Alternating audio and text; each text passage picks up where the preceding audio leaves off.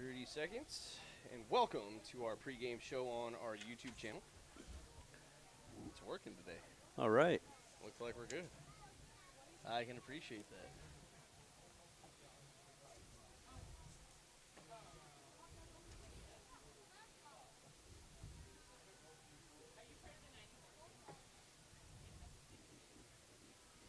And we are at Noble Hall Field in Grand Rapids. Marcus Lind alongside Jim Wimmer as we're getting ready for Thunderhawks football versus Hawks football. It's Grand Rapids versus Hermantown. It's homecoming. There's a lot of festivities happening tonight here at the stadium. In fact, the 94 team is going to be recognized. I know Jason Merritt will be coming in and doing some interviews with some of those players from that 94 team during our pregame, halftime, and post-game, because there is going to be a lot of stuff happening today. And if you're watching us on our YouTube page at KOZY Sports, and you can find the link on our Facebook page at facebook.com/RapidsRadio, our pregame is brought to you by Grand Itasca Clinic and Hospital, the official sports medicine provider of the Grand Rapids Thunderhawks. Well, Jim, it's a beautiful night again for some football. Yeah.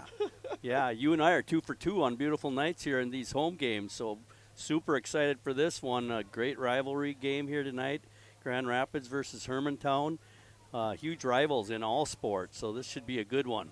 It should be a good one. Again, it is homecoming, and we're going to get things going. Kickoff scheduled for 7 o'clock, but again, we're going to be visiting with you. We're going to have some fun interviews that are going to be taking place as well, and crowd is coming in. It's going to be a ruckus night tonight. I know the students are starting to get in full force too, and it is going to be a fun night for football, Jim. And I mean, Grand Rapids, both these teams right now coming in at 2-1. Grand Rapids got the win over Rockridge last week, 13-7, and that was actually the first loss last week for Hermantown as they lost to North Branch, I believe, 48-44. Yeah, and sounded like a hard-fought battle last week for the Thunderhawks. I wasn't able to attend that, but you were there broadcasting, and it sounded like a heck of a game last week. It was a battle, and we expect this one to be as well. As I was going over some of the roster stuff, as I like to do, and, you know, talked to Coach Spawn earlier in the week, and we were visiting about some of the players, and, you know, you go down, you're always looking at the heights and the weights and stuff, and there's a kid on that Hermantown team, comes in at 6'2", 240. Normally, I'm like, all right, that's an offensive lineman, a defensive lineman. He does play defensive end, but he's also a running back. So when you're that big and you got some speed, you know you're going to be causing some problems. So Hermantown, they do have some size. They do have some speed. They are, as we were listening, one of the top teams in the class. So this is going to be a challenge for Grand Rapids, but they've got some good players coming in that have been out for a couple of weeks, but they're going to be back in action as we saw some of them last week. They're getting some things figured out on the offensive, defensive sides of the ball because just a lot of new faces off of last year. But this is going to be a game in which, hey, it's homecoming. Anything can happen. This is going to be one heck of a battle. Yeah, it should be a test for them here tonight. Last time we were here, they had to go out against a good running game as well against Denfeld. So they've been tested already.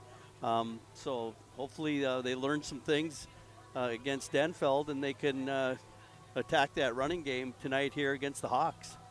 Well, as that being said, as I mentioned, we did speak to Coach Spawn pregame. We'll have that coming up for you next, and more pregame festivities on the way as you're listening to Grand Rapids versus Hermantown football on J105 The Thunder, online at j105radio.com, and on our YouTube page at KOZY Sports.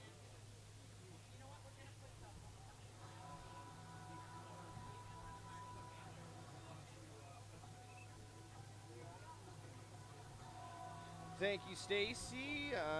You can probably just go into that interview, play that, and then when we come back, I think we'll have some time to get some interview stuff in, and we'll kind of go from there.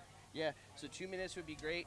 Run the interview, and then we'll come back and have Jason on and so much more.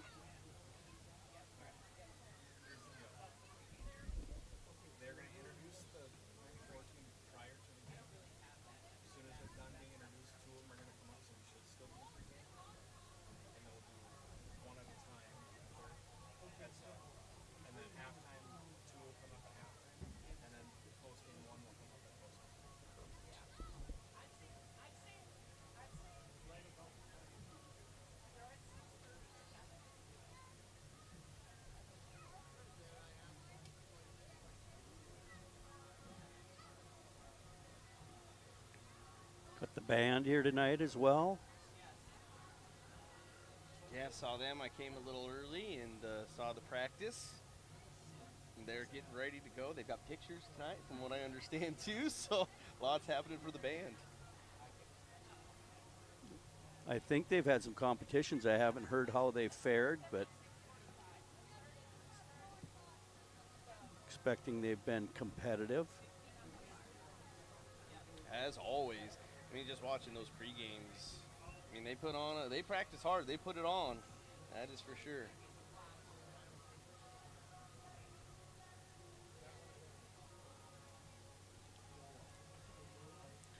Boys are heading to the shed.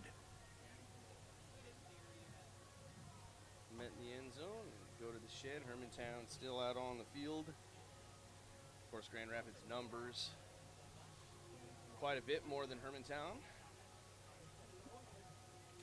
I'm not sure that Hermantown brings their entire roster to away games because it's just not that many kids here for the Hermantown squad.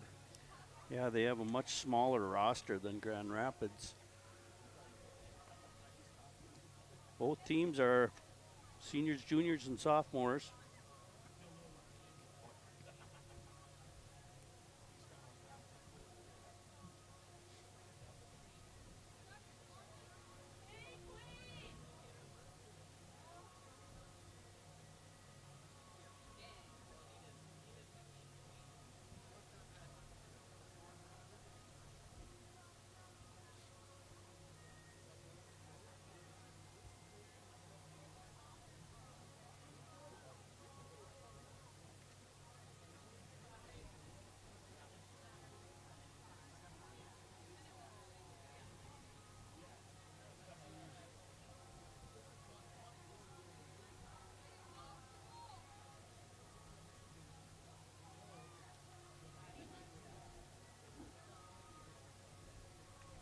Myrna's here.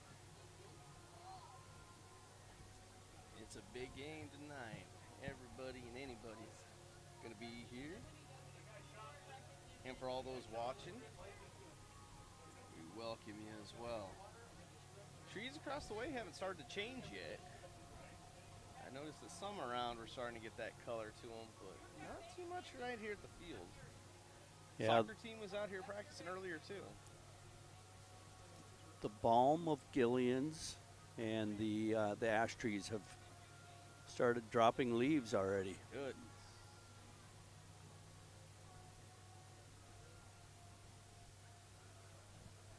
Yeah, looks like it's going to be a full house here.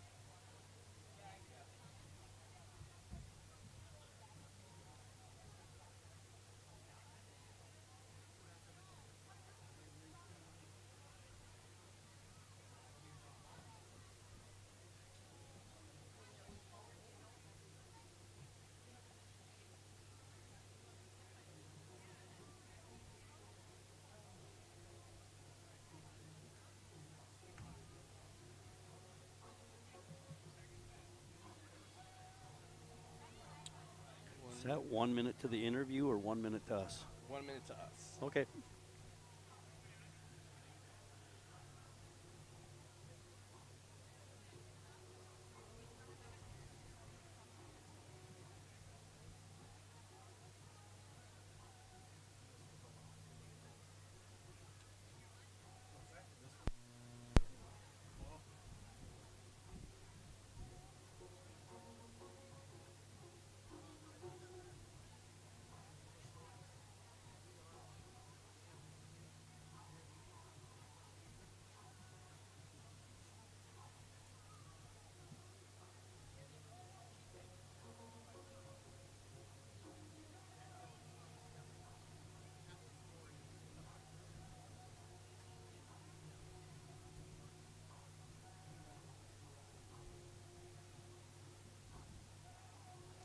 And we are in Grand Rapids for some high school football. It's the Thunderhawks versus Hermantown. Marcus Lind alongside Jim Wimmer. Jason Merritt standing beside us as well. We're going to have some great interviews coming your way a little bit more here in the pregame. And it's going to be a big night tonight. It's homecoming. The 94 team for Grand Rapids is going to be recognized tonight. There's just a lot going to be happening. Band's going to put on a show at halftime. It's going to be a fun night tonight. And again, you know, on top of that, we're going to have a good football game between two 2-1 teams between Grand Rapids and Hermantown. Yeah, excited to kick this one off. Should be a great game. Huge crowd here tonight. This is going to be a full house, and it should be sweet. Should be very sweet. And again, we appreciate you joining us on the radio and on our YouTube page. And you can watch all the action. And our pregame is brought to you by Grand Itasca Clinic and Hospital, the official sports medicine provider of the Grand Rapids Thunderhawks. In beautiful weather, the lights are on, the sun is beginning to set, but it's pretty warm. We got in the press box earlier this evening and had to open all the windows. It's pretty hot in here, but it's a beautiful night for some football. Yeah, air conditioners kicking some nice cool air onto our back here, so that feels good. And yeah, this should be a really good show here tonight. As you said, two 2-1 teams, and I'm sure the boys are going to be fired up. It is going to be a fun day and a fun night. It's been a fun day because it's been homecoming. As you heard Coach Spahn in the pregame, just one of those weeks, though, where you try to avoid distractions because there is something every single day, every single evening for these kids, and they are just trying to avoid those distractions, really hone in on this game because, hey, at the end of the day, this is a very, very good Hermantown team. They know how talented they are. They come in, they have about a three-headed monster coming in that backfield. And I think, as we talked, the lesser of them averages 6.3 yards a carry, and that is as low as it gets. The other backs have 9 yards a carry and 11 yards a carry on average. Our quarterback, 3-year starter, as Coach Spahn mentioned, he had 6 touchdowns, no interceptions, and he throws the ball at about a 75% rating. They're good. But we saw that last year in Hermantown. This year they are here in Grand Rapids. And as Coach Spahn mentioned, it's going to be a typical Grand Rapids-Hermantown matchup. It's going to be back and forth. It's going to be a battle. And most importantly, he's like, it's going to be physical, and you got to win up front. Yeah, that's right. The battle will be won in the trenches. Sounds like the defense is going to have their challenge here tonight. Hopefully they're up for the task here. They, as we talked earlier, they had some challenges against Denfeld, and hopefully they learned, you know, some things from their game against Denfeld.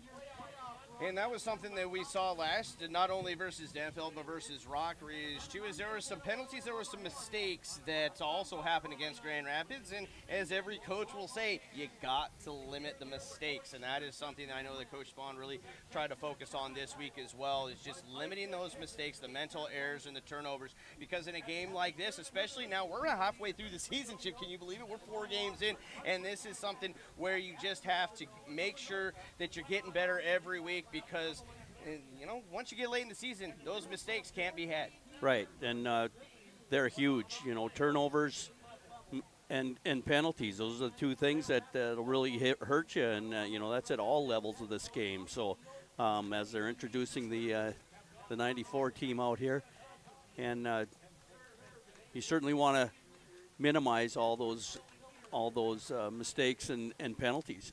As Jim mentioned, they are recognizing some members of the 94 team, you know, arguably the best of all Grand Rapids football, the 94 team. And so there's some players out there. They've got some of the old school jerseys that they're wearing. It's going to be a festive night here in Grand Rapids, as you mentioned, Jim. The folks are just piling in. So if you're listening, you want to get out here or watch it on our YouTube stream, come on out. It's going to be a good one. Hermantown is just waiting across the way, and they're getting ready to get fired up. Grand Rapids is in the shed. You're going to see Hermantown in those more of the navy bottoms, the white tops. They have those navy numerals and those golden helmets. Grand Rapids is going to be in the all blacks tonight. Black bottoms, black pants with the orange numerals and orange trim, and of course the classic black helmet. We're going to take another quick timeout. We're going to come back here in just a moment for more of your pregame as you're listening on J105 The Thunder, online at j105radio.com, and you can stream us on our YouTube page at KOZY Sports.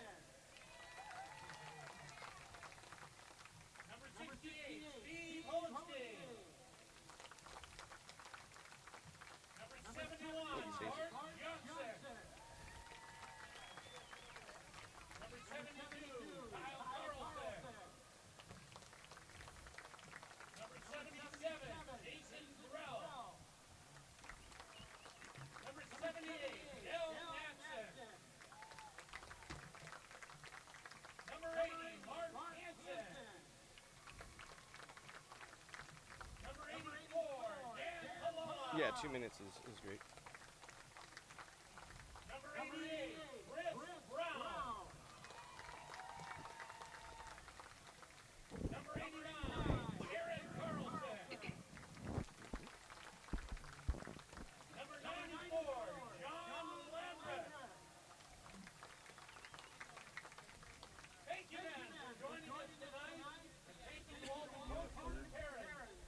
You can use that. And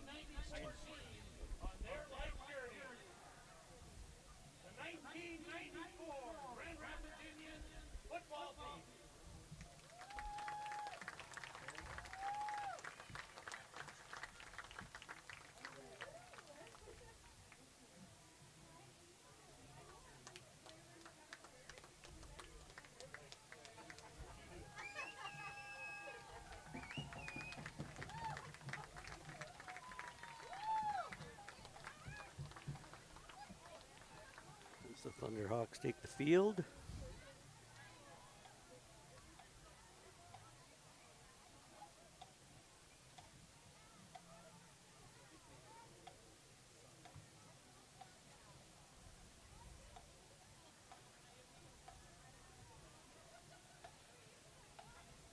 And we are at Noble Hall Field in Grand Rapids. Marcus Lind alongside Jim Wimmer. Will be joined by Jason Merritt here in just a moment with members of the 94 football team for Grand Rapids who were just recognized out on the field, as you may have seen on our YouTube feed. Again, our pregame for YouTube brought to you by Grand Itasca Clinic and Hospital, the sports medicine provider of the Grand Rapids Thunderhawks.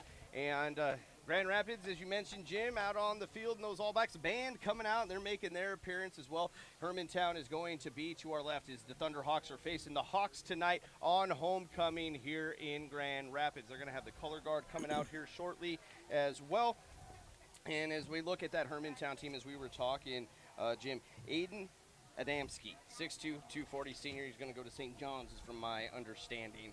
And so he's going to be kind of the guy to watch on both sides of the football for this Hermantown team. And we'll be watching Grand Rapids. You're going to see guys like Dougie Jesperson had 3 interceptions last week. Oliver Spahn had 2 touchdowns on the offensive side of the ball. There's a lot of talent as the captains are now going to meet at midfield between Grand Rapids and Hermantown. And the color guard is going to come out on the field. So we're going to take another quick timeout for the national anthem and all of the school song. So just stand by, and we'll be back in just a moment as you're listening to Thunderhawks football on J105 The Thunder, J105radio.com, and online on our YouTube feed at KOZY Sports.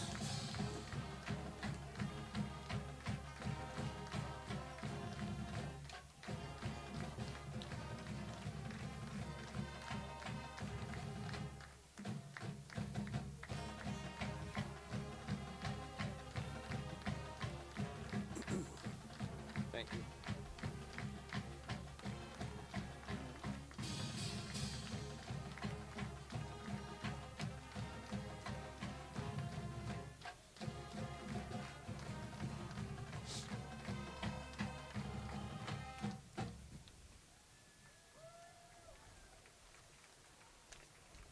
You can probably give us 3 on the radio station. Probably give us 3 on the radio, at least. We might need to do a little adjusting, but stand by. I'll let you know. For those watching on our YouTube feed, appreciate it. Band, of course, you can hear them in the background.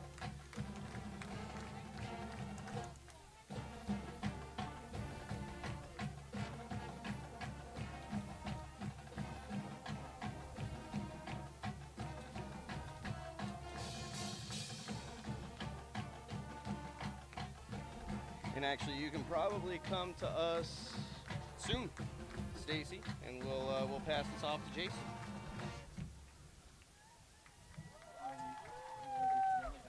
So, yeah.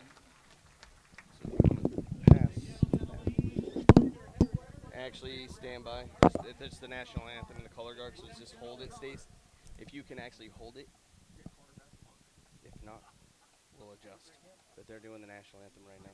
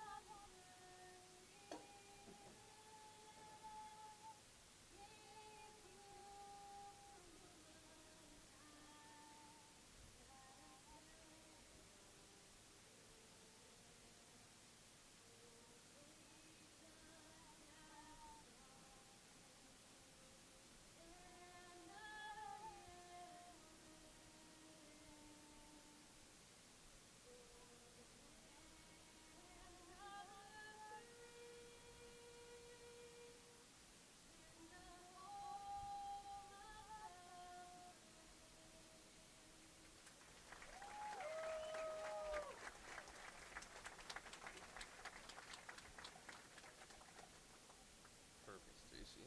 Thank you.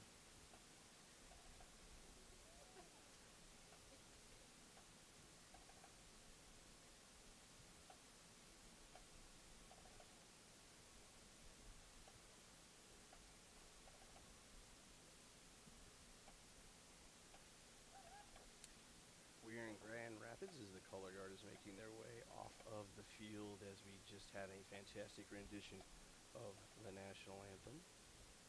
There to the right end zone versus Orange and Rapids, all in black. Orange end zone to our left says Grand, and with that, the folks are clapping, and we have members of the 94 team with us, so we're going to pass some headsets and turn this over to Jason Merritt and some awesome pregame festivities, Jason. All right, well, thank you very much. Craig, can you hear me? I can. All right, well, thank you. Craig Sent here, one of the biggest members of that Grand Rapids 1994, the Indians, the last of the Indians. Yes, sir. First of all, what's that part mean to you? You know, walking out on the field, we went out, stood on that Thunderhawk, and it was kind of funny because I've coached under Botsford as Thunderhawks, but I always wore an Indians shirt underneath my Thunderhawk stuff, and that's, you know, growing up, that has meant a lot to me. Coming back to town, you know, being one of the Indians is, you know, something I'm going to cherish for the rest of my life. So. All right, so you wore number 33, so you're the second greatest player to wear number 33. Yeah, that's what I've been told. I thought they retired my number back in the mid-'80s, but apparently they let you wear it, but you earned it. They dusted it off. Gaining over 1,000 yards in that 94 campaign, just a tremendous team that you guys had. And just as I look around you, I become friends with a lot of you.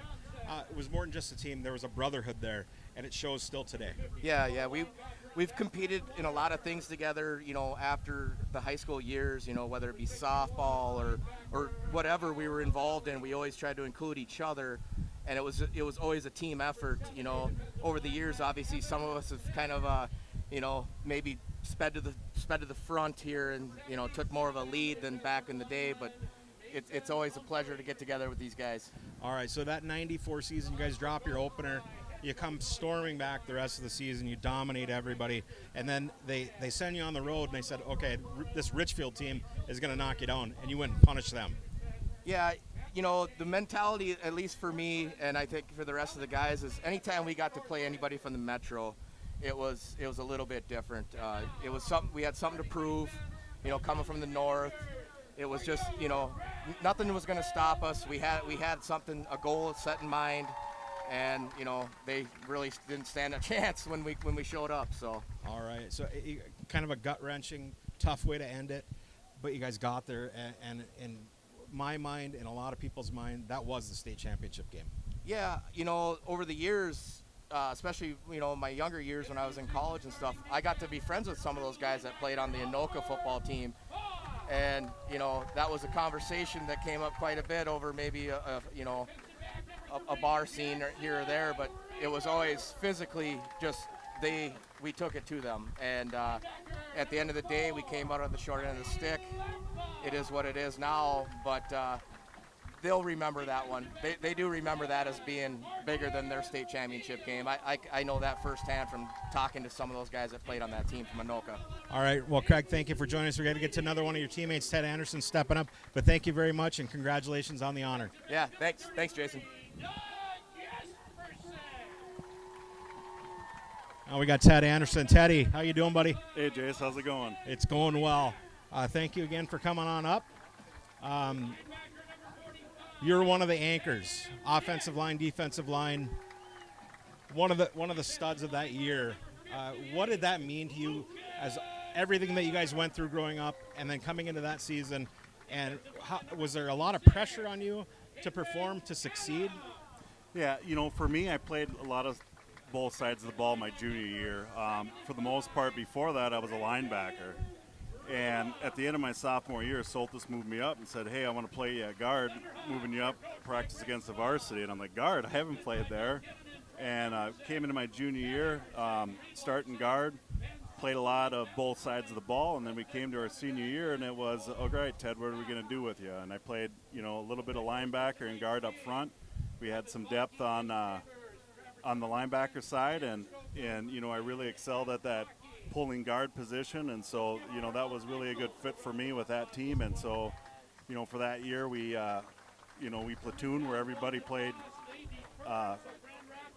We had nobody going both ways. Everybody had their, you know, the offense or defense, and so I really, you know, stepped in on that offensive guard position and really had a lot of fun there. Okay, so one of the biggest and most tense moments in that season was the section championship game against Moorhead. And correct me if I'm wrong, they had first and goal from inside the 5, and they got more than 4 shots at it because of a couple of penalties here and there, so they had 5 or 6 shots at it, and your team shut them down. What was that like on the sideline? You know, I got to be part of our goal line defense, and so I was out there for those for that stand, and I was in on a couple of those plays, and you know, we just had a feeling that this is do or die for us, and we're gonna stop these guys, and there's nothing's gonna stop us, and we all came together and we did it, and you know, and it was such a great feeling. I remember after that game, the fans rushing out on the field and the kids coming out there. It was one of the greatest feelings that I ever had in my athletic career, definitely. All right, Ted, we're just about to get started here. I want to thank you again for coming on up and joining us, and congratulations on the honor. All right, thank you, buddy. Well, awesome, Jason. We appreciate you guys for joining us. It's going to be a fun night tonight as we are getting ready for kickoff. It's Grand Rapids versus Hermantown, and Hermantown is going to be kicking off from right to left. And we are underway here at Noble Hall Field. This is going to be fielded by Thiel, and he's going to come up across the 20 for the Thunderhawks and up near the 30-yard line. And that is where Grand Rapids will start, first and 10, and we'll see the offense first here, Jim. Thiel tried to kick that out to the right there. The Hawks coverage team did a nice job getting down there and covering that kickoff. Rapids not with great field position here, starting on the 24. First and 10 from the 24-yard line. Grand Rapids starts moving from left to right as we see it here from the press box, and we're going to see Spawn under center. He is going to send man in motion over the top, and he's going to throw. It's going to be quick to Johnson, who's near side across the 30, up across the 35-yard line. A good pickup there. In fact, he'll have a first down, so Grand Rapids coming out. We don't see him throw the ball a whole lot, but they're going to start out throwing the football here. Yeah, defensive end crashing on Spawn. He did a nice job of getting that ball out to Johnson. Johnson getting some tough yards there, finishing off that play real strong, picking up a first down. And watching on our YouTube feed, quick reminder that this first quarter is brought to you by Rapids Roof Truss. It's going to be first and 10 for the Thunderhawks. They are at their own 38-yard line. Spawn is under center. He sends man motion over the top. It's going to be an inside handoff, and that's to Johnson. And that time, Hermantown was able to swarm up, and it'll be looks like a loss on the play. So it'll be second down for Grand Rapids. Yeah, just no hole there for Johnson on that carry. Hermantown just closing that gap off, and Johnson with nowhere to go. So Grand Rapids will huddle up. Here comes number 33. That's Dougie Jesperson. He comes in with the play. They'll say no gain. So 2nd and 10. Ball is continuing to be at the 38. Field goes in motion over the top. Hand inside to Johnson. This time he finds a hole off that left side, and he gets up across the 45-yard line.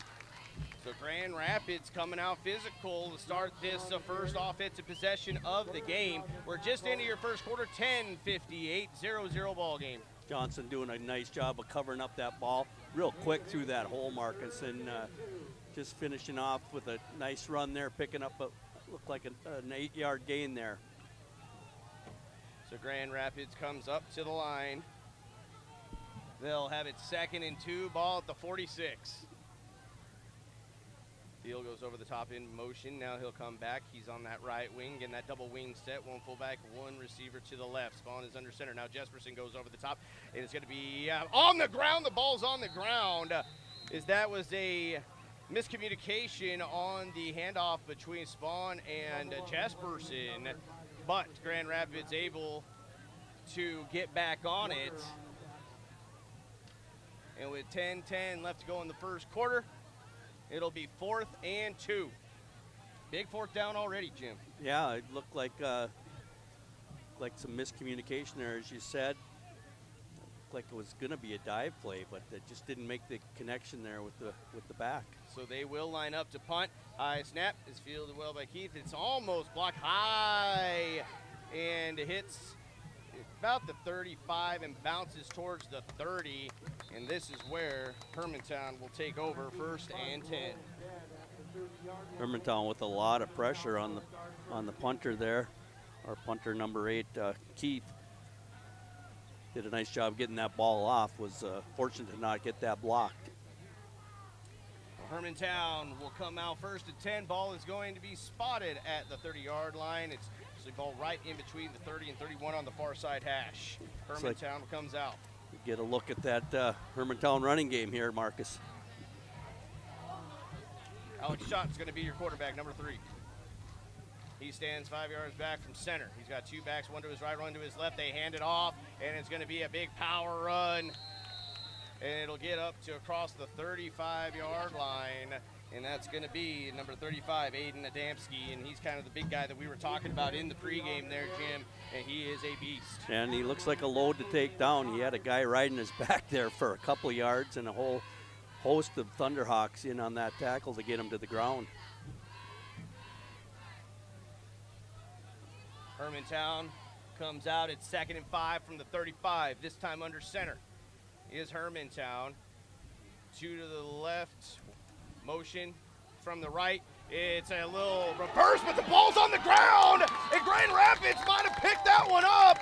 They're signaling that they have it, and they do.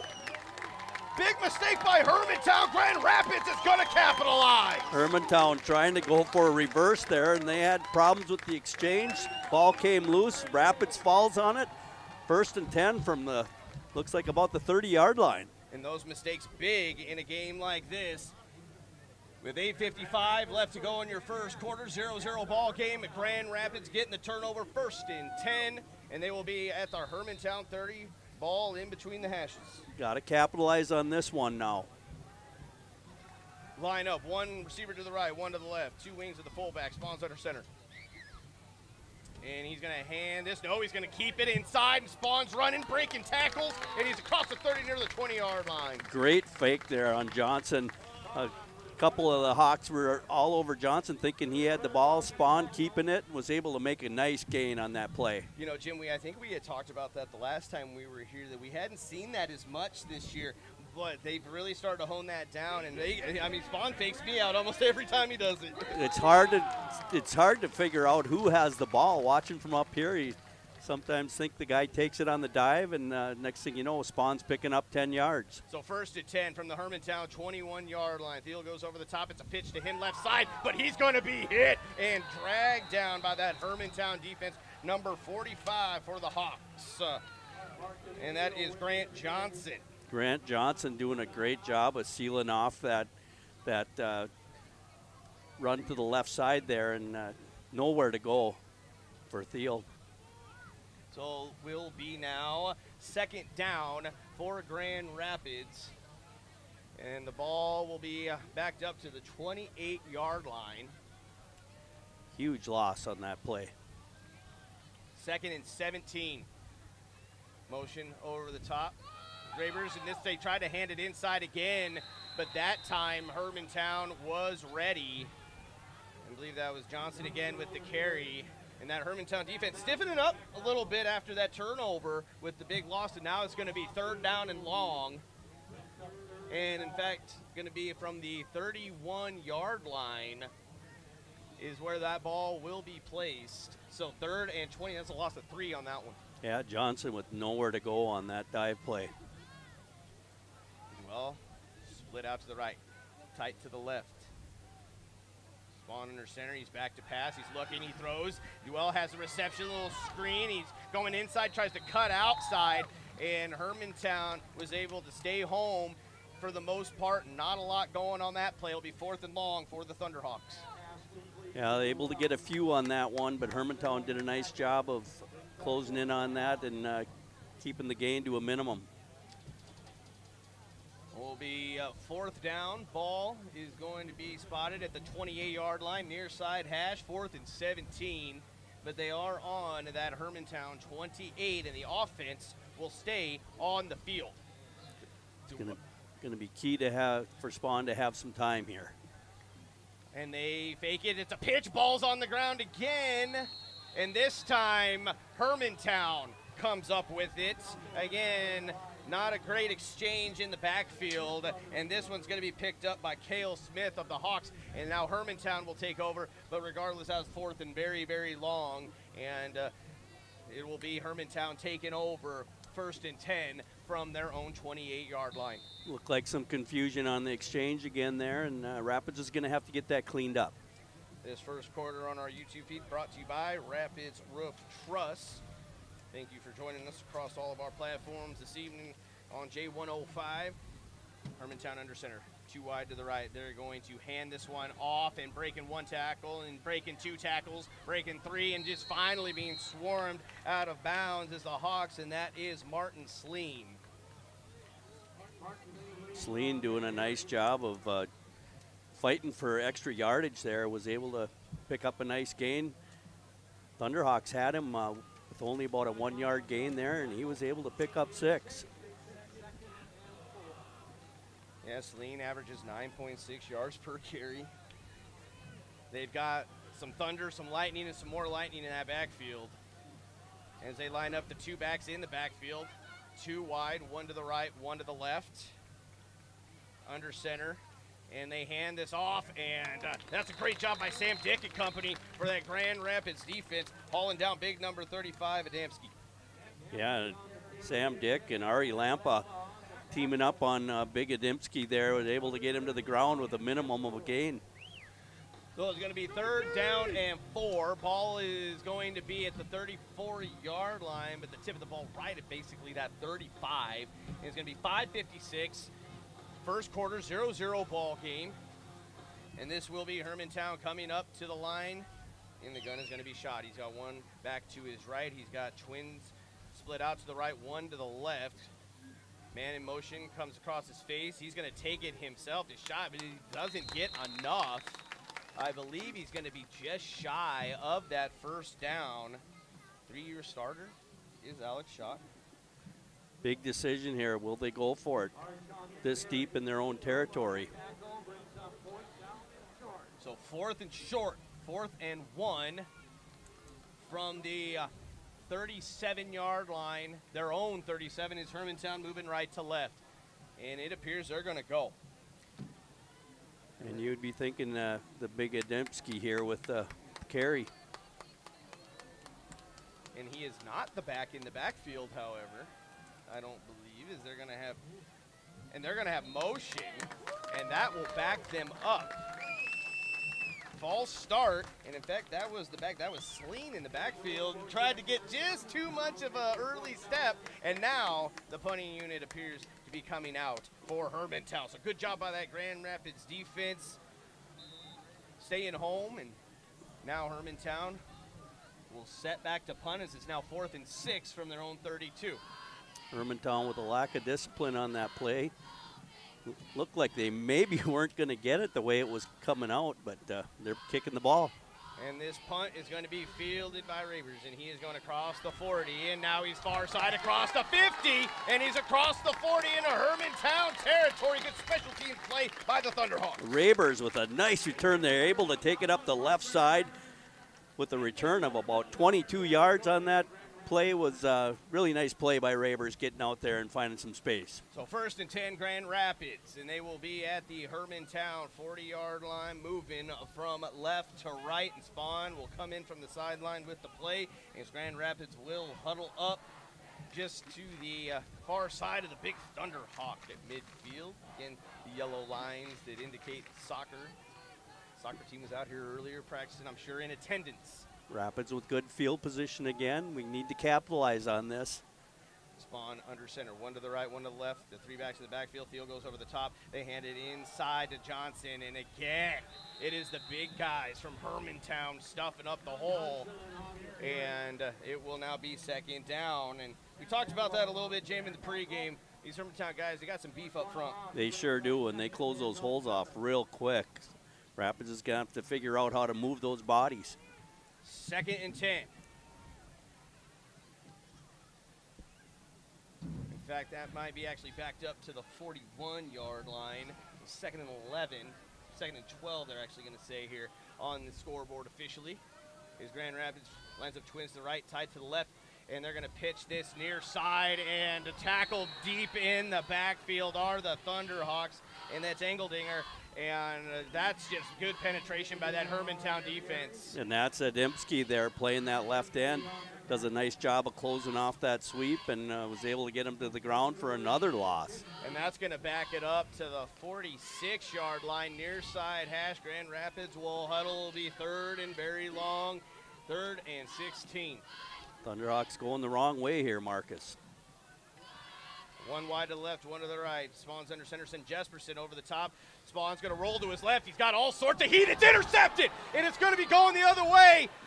And it's going to be to the 20, 10, 5, Hermantown, pick 6. And that's number 5 from Hermantown, Jimmy Barsh. He is a junior, and he read that one all the way, and he had enough speed to take it to the end zone from that 46-yard line, and that is a 6-0 Hermantown lead on the defensive touchdown. Yeah, Spawn with a lot of pressure there, just tried to get it off and throw it away, and unfortunately Hermantown was able to step in front of that and return it back for a touchdown. 6-0 Hermantown. Grand Rapids starting off well, getting the first initial turnover, but Hermantown capitalizing on that turnover by the Thunderhawks and getting up to 6. This is going to be Corbin Peterson, number 23 for the PAT. Kick is not handled well. It's going to roll out to the right, looking for 2. He's going to take it in himself as the holder. That's number 3. That shot the quarterback, and he just picked it up off the ground as it was a low snap, and he goes to the right, and he takes it in for 2. And just like that, Hermantown has all sorts of momentum. It is 8-0, Hermantown, 3:04 first quarter. And we will take a quick timeout as this is Grand Rapids versus Hermantown football, J105 The Thunder, and online J105radio.com and on our Facebook page at KOZY Sports.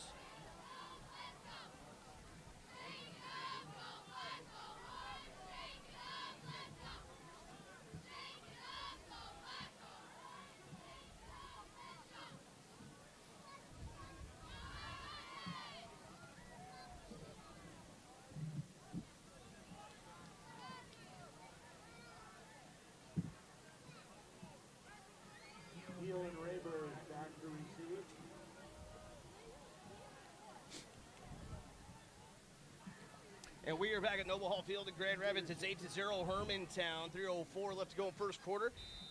And the man himself, Sheldon Willis, to my right, telling me that he has better angle at it from what I had seen, that was actually a plan fake by Hermantown on the PAT to get that 2 points. But here comes Grand Rapids on the return. It's Marcus Field, and he's up to near midfield.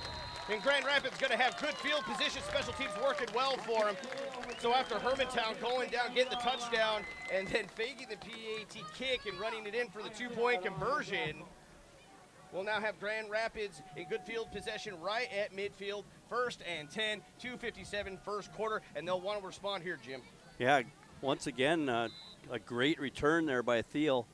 And it's up to the Thunderhawks now to start getting some positive yardage here. And we're going to see that formation with the 2 backs in the backfield. Direct snap to Jesperson, and he is going to be tackled after a short gain. And so that's the formation that we really saw take hold in the Denfeld game, and his coaching staff has continued to push it where they put the 2 running backs basically at the quarterback position in a direct snap, and it could be to either one, and they've kind of mixed it up with who is back there. Jesperson with the direct one there got a yard. 2nd and 9, ball's at the 49 of Hermantown, moving from left to right. So it will be Jesperson and Ravers who are those 2 backs that are the deep backs, and then they have 2 up backs, and everybody's tight except to the right is Duell. And it's a direct snap, Ravers, and he's going to run into his own lineman, but he's going to bounce near side across the 50 and up to near the 40-yard line. And what could have been disastrous turns into a good positive gain for Grand Rapids up to near the 1st down marker. Raper's doing a nice job of bouncing that out to the right, finding some space. Looks like he was able to pick up a 1st down there. And there is a injured Hermantown player on the turf right inside that middle soccer circle to the near side of the Grand Rapids Thunderhawk. Almost looks like he might be grabbing the shoulder, but we'll have this injury timeout. We'll keep it right here as we want to thank some of our sponsors: Deerwood Bank, Grand Rapids Chiropractic, Atchison Tire, S&S Meats, Benders, Northern Star Co-op, and Nooches in the Corner for bringing you Grand Rapids football. Again, it's homecoming here at Grand Rapids, and injured player is up on his feet. Again, grabbing that left arm might be a stinger. That's number 54 for Hermantown. That is Zachary Warner. He is 6'2", 182, a junior. Rapids was able to get that 1st down on that 1st run.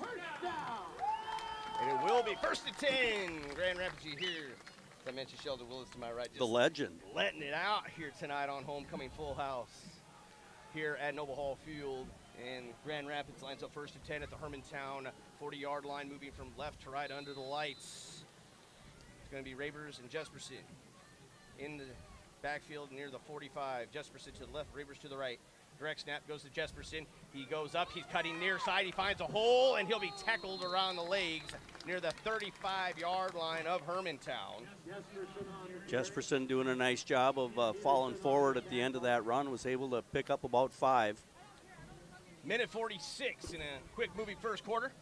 It's 8-0 Hermantown after the pick 6 and conversion on the 2-point conversion.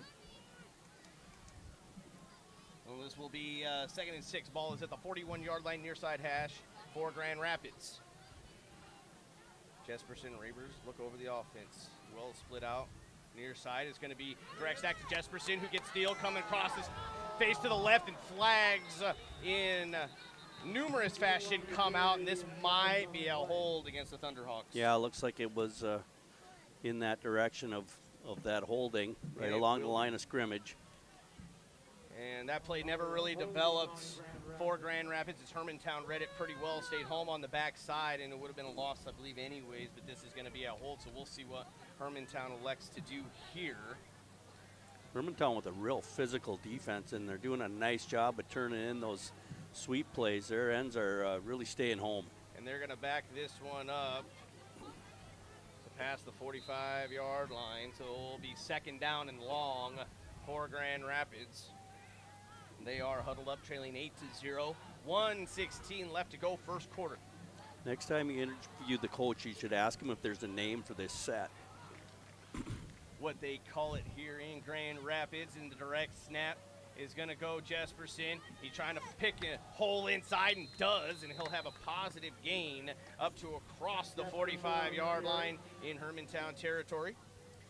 Jesperson getting hands on him about 2 yards into that run, but was able to spin around and pick up a few extra at the end, picked up about 5. Under a minute to go, first quarter, it's 8-0 Hermantown. Grand Rapids is huddled up. They will break. It's going to be third and long, 3rd and 13. Ball is at the 43-yard line of Hermantown. Grand Rapids lines up. Ravers and Jesperson, the deep backs awaiting the snap. Direct snap, Jesperson again, and the flags come out early and whistles blow. And this will likely be, I would guess, against Grand Rapids on a, we'll see what the official says on the pre-snap penalty. And it is going to be a false start against Grand Rapids, and they are going to back this up more, so it'll be third and even longer for the Thunderhawks. And they've had good field position. Special teams has come up big for the Thunderhawks here early, but that defense is just wreaking havoc, and some mistakes by Grand Rapids has put them behind the chains. They just haven't been able to keep on schedule. Yeah, Hermantown with a very physical defense, and it's like everybody just doing a nice job of staying home and filling those gaps. Ends are turning in the sweeps. It's been real tough running here for Rapids. 3rd and 18 from that 48-yard line. They hand it up to Thiel, who's across the 45 of Hermantown, and that will be the end of the first quarter. It will be 4th down and long for Grand Rapids when we return to start the second quarter. It's 8-0 Hermantown. It's homecoming in Grand Rapids, and you're listening to Thunderhawks football on J105 The Thunder, J105radio.com, and online on our YouTube page at KOZY Sports. Take this time to recognize the Grand Rapids cheerleaders. They are coached by Jessica Mackley, Lila Austin, Cheyenne Bennett, Kinley Bird, Adriana Bittner, Aubrey. And thank you for joining us on our YouTube page. That quickly moving first quarter brought to you by Rapids Roof Truss. That was about a 20-minute first quarter, and it kind of flew by. Yeah, they must, boys must know it's going to be a long night. There's a lot of festivities here tonight. They're just trying to keep the game moving.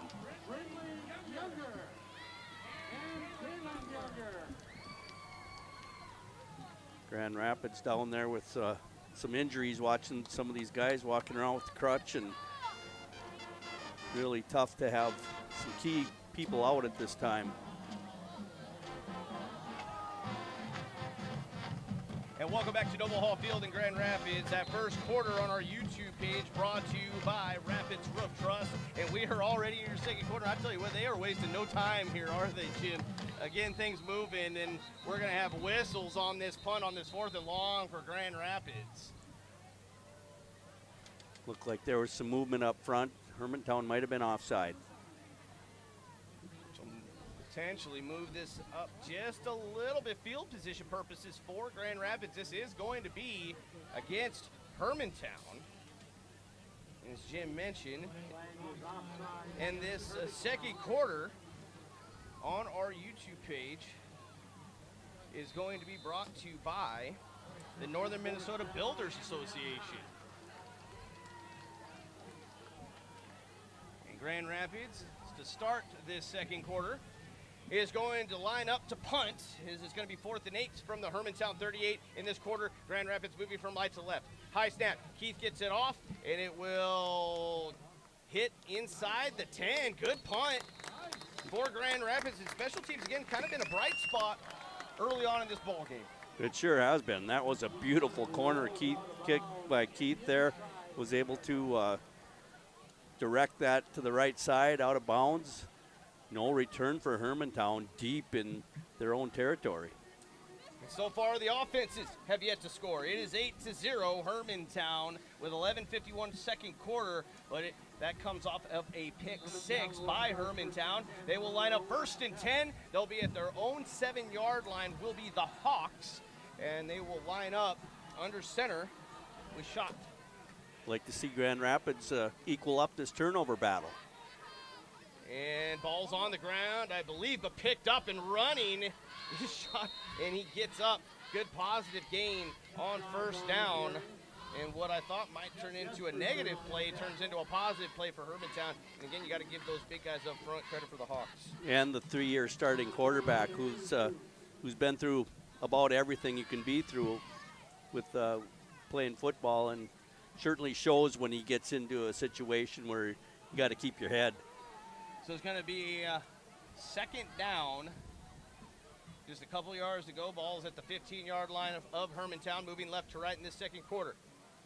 He'll hand this one off. Now trying to get near side is Hermantown and trying to get the speed in the corner, but doesn't.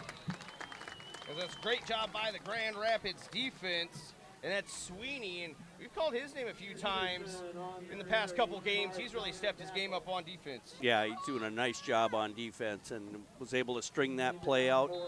Looked like they were going to hold him for no gain, but they were able to fall forward and get enough to get the first down. So it will be first down and 10 for Hermantown from their own 17-yard line. Shot lines up under center. He has the two split backs in the backfield. He looks over the offensive line. He takes the snap, hands it inside. That's Adamski, who is just trying to bully his way forward, but Grand Rapids swarming to the football. But it will be a short gain on the play. It'll be second down for Hermantown.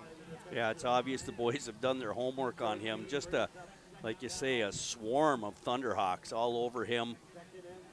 He is able to get a few yards out of the play, but that was with a lot of effort. Big Adamski. Second down and 7. Ball is at the just past the 20-yard line, the 21-yard line of Hermantown. This time the line twins out to the right. One wide receiver wide to the left. Still the two backs split in the backfield. Send a man in motion from right to left. They're back to pass is Hermantown, and they throw it, and that one incomplete. Good covered by Sweeney. On the play, the intended receiver, K.O. Smith for the Hawks. So it will be third down and 7 for Hermantown. A big down here for Grand Rapids defense. Time for the boys to step up and hold these guys to no gain here and get this ball back. Ball is at the 21-yard line of the Hawks. Shot comes in from the sideline, looks at the wristband, and they will break the huddle. And those gold helmets of Hermantown glistening under the lights here in Grand Rapids. One wide right, they're going to have one wide to the left, one wide to the right.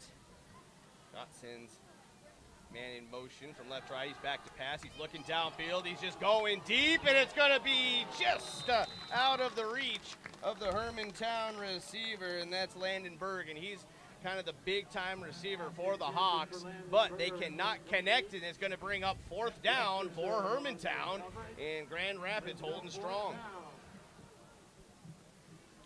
Looked like Greger, is it, that was on the defense there. Did a nice job of staying with the receiver, and that ball was just a little bit long.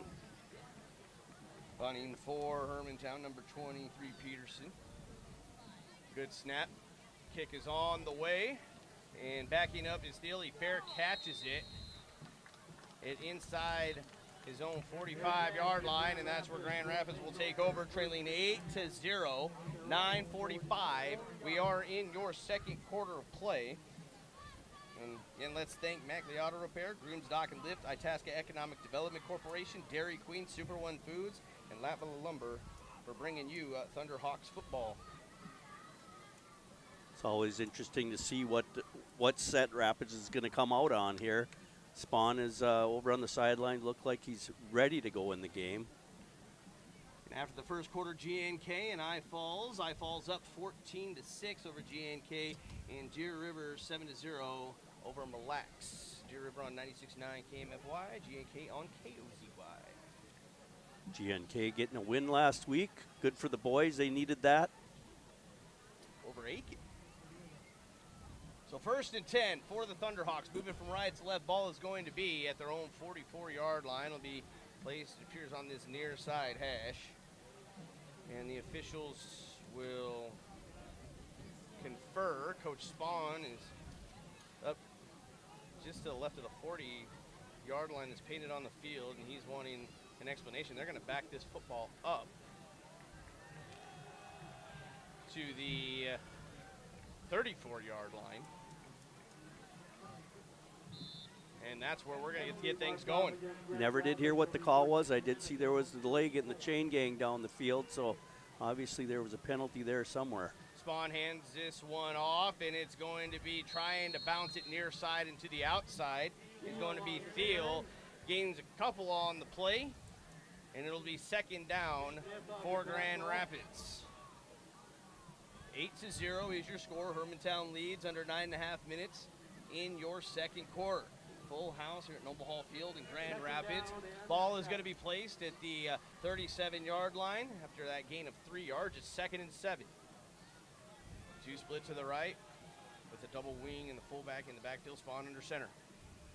Thiel over the top, hands inside. Johnson, who finds some room to run up the middle, and he's across the 50-yard line. And that time, the guys up front open up a hole, and Johnson gets up for a first down for Grand Rapids into Hermantown territory at the 49-yard line. Yeah, the boys did a great job in the trenches there. We were able to get Johnson out there untouched for about 7 yards.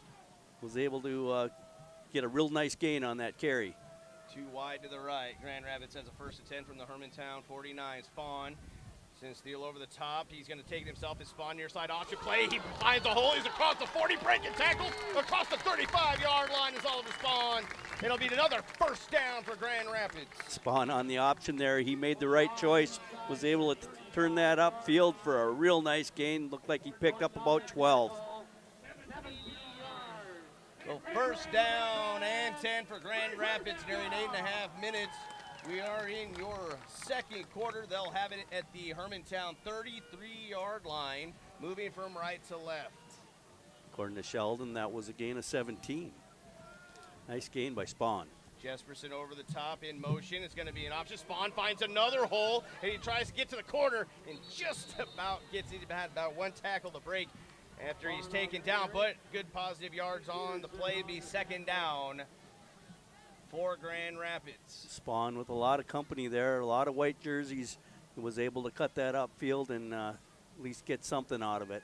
As long as you can keep it moving forward to some degree. They might rule that a no game, but gain about a half a yard from where they placed that at. But hey, as long as you're going forward, as the ball is at the 33-yard line. Spawn and Ravers over the top, and they hand it to him, who finds a quick hole, and he's breaking. He's going to come out to the 10, 5, touchdown, Grand Rapids! What a run by Jackson Ravers. He found a hole up through that Hermantown defense, cut it to the outside, and there he went for the score from 33 yards out. Rapids are finding some success going up the middle there, Marcus. Boys are doing a nice job inside. Ravers quickly through that hole, able to cut it out to the left and find the end zone. So it's 8-6. Grand Rapids trail 7:34 in your second quarter, and they will go for 2 to try to tie this one up. And they line up in their normal formation. 2-wing set fullback with Joel split wide to the left. Spawn under center. And he keeps option left side. Spawn's in for the 2-point conversion, and he's hit in the end zone, and flags come out. Hermantown a little too aggressive on that one, but hey, Grand Rapids tied this one up 8-8. 7:34, second quarter. Spawn doing a nice job once again on that quarterback keeper, able to find some space there and get into the end zone. This game's all tied up. You know, we have a good one on our hands, and this is Thunderhawks football. You're listening to it on J105, the Thunder, online at j105radio.com, and on our YouTube page at KOGY Sports.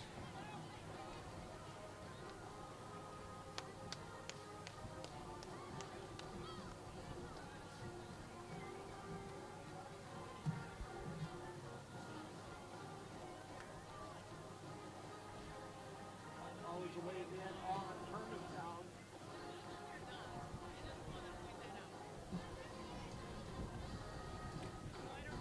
So Grand Rapids will get from the Hermantown 45-yard line. And we are back at Noble Hall Field in Grand Rapids. Marcus Lind alongside Jim Wimmer.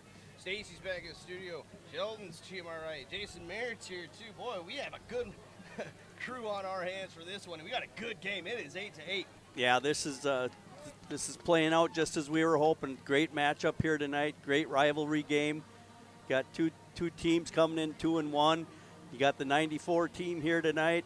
Boys are putting a show on. And this second quarter on our YouTube stream is brought to you by the Northern Minnesota Builders Association. Grand Rapids after the penalty. Hermantown hit and spawn in the end zone on that 2-point conversion. Grand Rapids going to kick this off from the 45-yard line of Hermantown. And I know this is an area that boys have been working on. Hopefully they can clean up their kicking game here. And this kick is high and deep. It's going to go out of the end zone. And I think that was Ortiz Salazar, number 94, kick. Yeah, he pounded that thing. There was no return on that ball. And now the defense for Grand Rapids been playing well so far here in the first half. Hermantown has yet to really do much on offense. They're 8 points coming off of a defensive touchdown, a pick six. But Grand Rapids coming down had a good offensive drive that last possession, and it is 8-8, 7:33. We are in your second quarter. Hermantown will have it 1st and 10 from their own 20, moving from left to right. Shot is under center for the Hawks. Grand Rapids showing pressure. Man in motion for Hermantown. They're going to pitch it and trying to find the corner far side does, and is dragged out of bounds is number 21, Sleen, on the carry. Grand Rapids is doing a nice job of controlling this this epic Hermantown running game. I was kind of surprised the last series they went to some passes there. I assumed they would just stick to the run. They've had pretty good success thus far. But Rapids doing a nice job of wrapping up and holding them to a minimum. Oh, it's 2nd and 5 for Hermantown from their own 25 and under center. Shot, he sends man in motion from right to left. He looks, now he's going to he fakes it. He's going to roll and throw it. It's going to be off the hands of the intended receiver, number 14, Landon Berg, and he's kind of their big-time receiver, but that was a well-thrown ball under duress by Schott, but Berg unable to handle that, sliding and going incomplete. Doug Jesperson on the coverage there, he might have got a hand on that just at the end. So that ball might have been redirected. Jesperson was all over him. Jesperson, 3 interceptions against Rockridge last week. 3rd and 5 for Hermantown from their own 25-yard line. They break the huddle and run up to the line quickly. And they're going to have to call a timeout, as I believe that play clock was not where they wanted it. And it will be a timeout, Hermantown. And we'll take a quick timeout with them as well. And this timeout on our YouTube feed brought to you by S&S Meats. But we'll be back in 30 seconds on the radio side of things. J105 The Thunder and J105radio.com.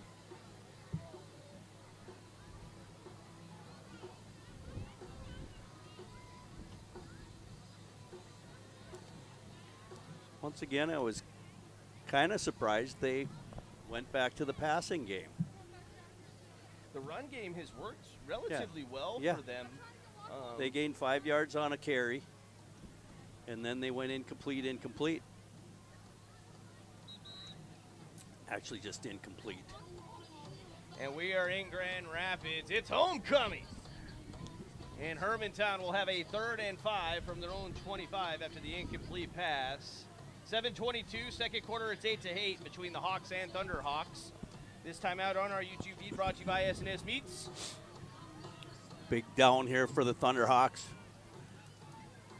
Now we'll see Schott in the gun with the one back to his right, one to his left. You have twins to the left as far as receivers are concerned, one wide to the right. And they are press coverage is Grand Rapids on those receivers. Snap is back to pass is Hermantown looking downfield. It's thrown wide open and caught at the 50 to the 40 and tackled. Touchdown saving tackle by Sweeney, number 11. But that was a big-time play to Cale Smith, who got behind the defense, and they are into Thunderhawks territory. Are Hermantown 1st and 10, and they will be inside the 40-yard line at the 38. Smith able to put a move on Sweeney there. able to gain some space. Sweeney did a nice job of closing and preventing a touchdown. Now under center is Hermantown with shot. It's going to be 1st and 10 from the Grand Rapids 38 for the Hawks. Shot is going to roll to his right. He's throwing. It's going to be complete to Adamski, who is tackled after a gain across the 30-yard line. Adamski getting out there to the outer edge, able to collect that pass and take it in for another first down for the Hermantown Hawks. As they are going to move the chains, and this one is going to be at the 27-yard line, 1st and 10 for Hermantown. They are the Grand Rapids 27. Under center is Hermantown. They will hand this one off, coming near side and slipping is the Hermantown running back. Again, number 21, Celine. And that time Turf Monster got him. Yeah, Celine losing his footing there. This turf, you got to have the right footing down there. Last game I was able to get on the field a little bit afterwards, and just the dew setting in, it will make it a bit slick. So I'm sure there's a certain spike you're going to want to be wearing on this field. Score is 8-8 between Hermantown and Grand Rapids, 6:15. Second quarter, Hermantown has it now 2nd and 10 from the Grand Rapids 27. Under center shot, he sends a man from right to left in motion, and it's going to be a fake pitch rolling to his right and going back to Sleen, who can't quite pick it up low. And that was a well-designed play, kind of had everybody going one way and then everybody going to the right, redirected to the left, but they could not execute on that, so it will be 3rd down and 10 for Hermantown. They will be at, again, Grand Rapids 27-yard line. So big 3rd down. Prebeck and Miller was able to get in there and put a lot of pressure on the quarterback.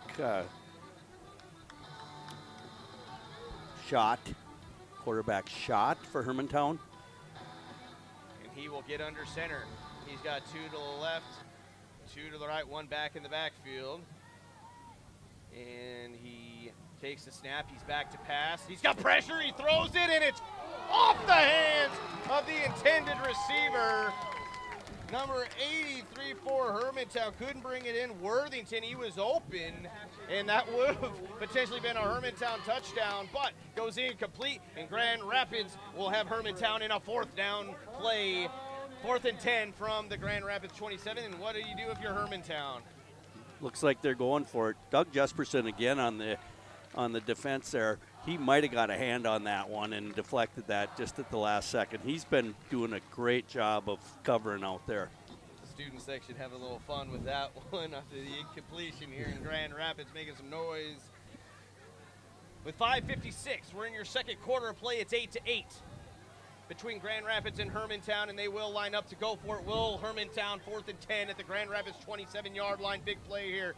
Twins to the left, twins to the right. 4 wide receivers set, 1 back in the backfield. Shots under center. He's back to pass. He's looking downfield, and it's going to be incomplete again through the hands of the intended Hermantown receiver, number 11, Hornstead. So they're targeting a lot of different guys, but yet those Hermantown receivers can't quite haul it in here in Grand Rapids, and that's a turnover on downs. Grand Rapids has taken over, 1st and 10. Yeah, Shot pretty upset over there on the sideline. A couple of those passes, he had just a little too much touch on him and just wasn't able to drop it into the receivers. That's good news for the Thunderhawks. I'll tell you what, the Grand Rapids coaching staff on defense dialing it up. They're bringing that pressure. He's got to get rid of it quickly. It's going to be 1st and 10 for the Thunderhawks. Ball is at their own 27-yard line. Spawn's under center. 2 wide to the right. Deals over the top in motion. It's going to be an option, and Spawn fakes the pitch and keeps it. Oh, boy. What a play as he crosses the 35-yard line. Spawn, he looked like he was going to pitch it. The field did a nice job of pulling that ball down and getting a nice gain. Reminds me of Heisman Trophy winner Eric Crouch running the option. There you go. Because that's about as good as you can run it right there, Oliver. Spawn is going to be 1st down and 10 for Grand Rapids. They're going to have it at their own 38-yard line. Twins to the right. 2 wings to the fullback in the backfield with Spawn. He sends Thiel over the top, they hand it inside. Johnson, he's got some room to run. He's trying to get up to the 50, and he does. He crosses the 50, still running to the 40. He's to the 35-yard line. Johnson with a great carry there. He had contact a number of times and was able to shed those tacklers. He brought that down for downfield for about 25. Big time run by Mason Johnson. And he is just one of the young guys on this team. And boy, he keeps those legs a-churning. 1st and 10, Grand Rapids. And they are going to be spotted right at the 35-yard line. And we are going to have a timeout, Hermantown. And we'll take it with them as you're listening to Thunderhawks football on J105 The Thunder. Online at j105radio.com and on the YouTube page of KOZY Sports.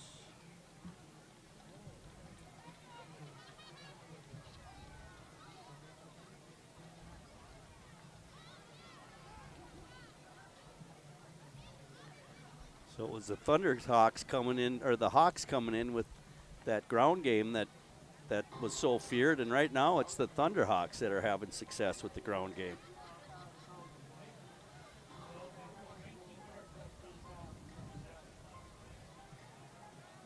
And we're back at Noble Hall Field in Grand Rapids. This time out on our YouTube stream brought to you by S&S Meats. It's 8-8. Grand Rapids and Hermantown, 5:18 to go in your second quarter, but Grand Rapids is driving.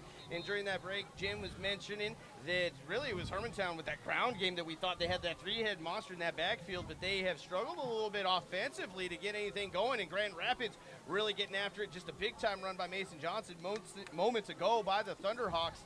And Marcus Lynn, Jim Wimmer with you, Stacy back in studio, and this is going to be a 1st and 10 for the Thunderhawks from the Hermantown 35-yard line. Ball on the far side, hash. Spawn is under center. Thunderhawks having a lot of success in the middle. And they will hand this one off into the middle of Steele. He tries to break outside, but he's tackled before he can do so. But still, big-time pickup on the play. It will be 2nd down and short for the Thunderhawks. And it's those fake handoffs. I think Hermantown isn't sure who has the ball. Spawn does a great job of faking that dive to Johnson there, and Thiel able to cut it back left and pick up about 7 on that one. 2nd and 3 from the 28-yard line of Hermantown. Grand Rapids with the football. Spawn under center. He sends Steele in motion over the top, hands inside Johnson, who's pushing forward, still on his feet. Hermantown can't bring him down, and he is up near the 20-yard line, and it's a 1st and 10 Grand Rapids. Johnson just runs way bigger than he is. He's carrying guys for extra yardage on that gain, just churning and jumping for extra yardage there. Great job by Johnson. Johnson 5'10", 165, but he runs about like he's 265. 4:25 left to go. Second quarter, 8-8. Grand Rapids has the football, 1st and 10 from the Hermantown 21.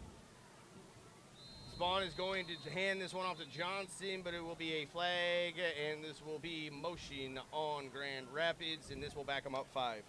Yeah, those little penalties hurt. You got good momentum going there. You're knocking off chunks, and then next thing you know, you got 1st and 15. We want to thank Grand Itasca Clinic and Hospital, Paul Bunyan Communications, Northland Portables, and Grand Rapids State Bank for bringing you Thunderhawks football tonight. Nearing that 4-minute mark before halftime, score is all knotted up 8-8 between Grand Rapids and Hermantown. Grand Rapids has the ball, 1st and 15. They're at the Hermantown 26, moving from right to left.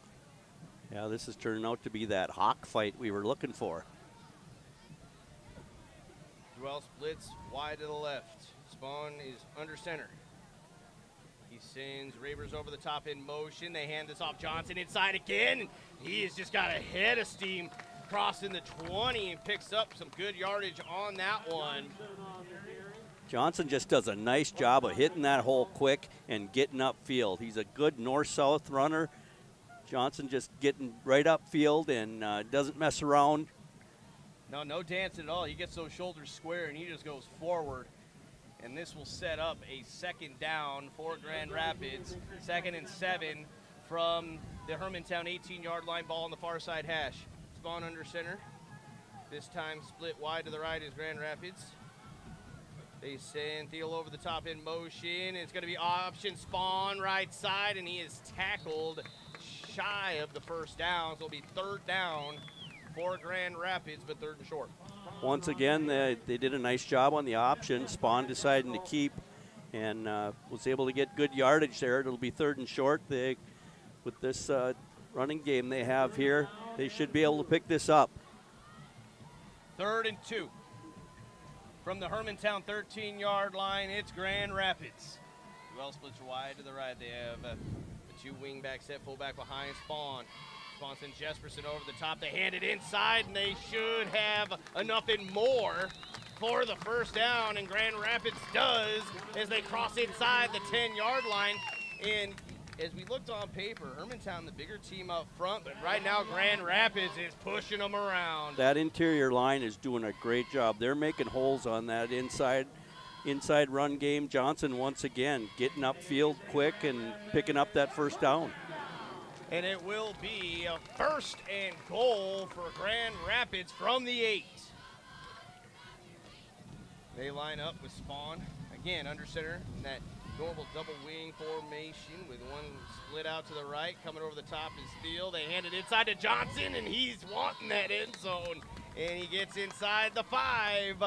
It'll be 2nd and goal, Grand Rapids. Johnson just so quick. He hits that hole, and he's upfield. Johnson picking up about 5 on that one, and Rapids looking at short yardage here to put some more points on the board. Grand Rapids playing the kind of football I love to see. You just line up and beat the guy across from you. And it is 2nd and goal from the 2 for the Thunderhawks. And right now the Hermantown Hawks are talking amongst themselves saying, what the heck's going on here?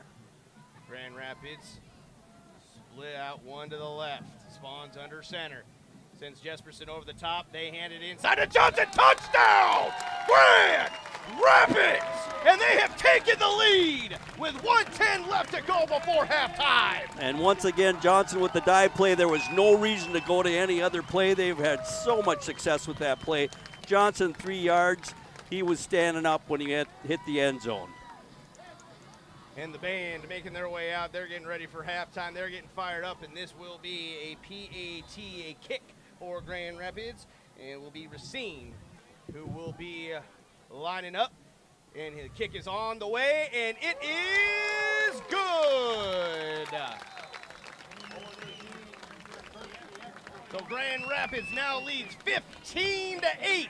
1:10 left to go before halftime. And this is Thunderhawks football on J105, the Thunder, J105radio.com, and online at KOZY Sports on YouTube.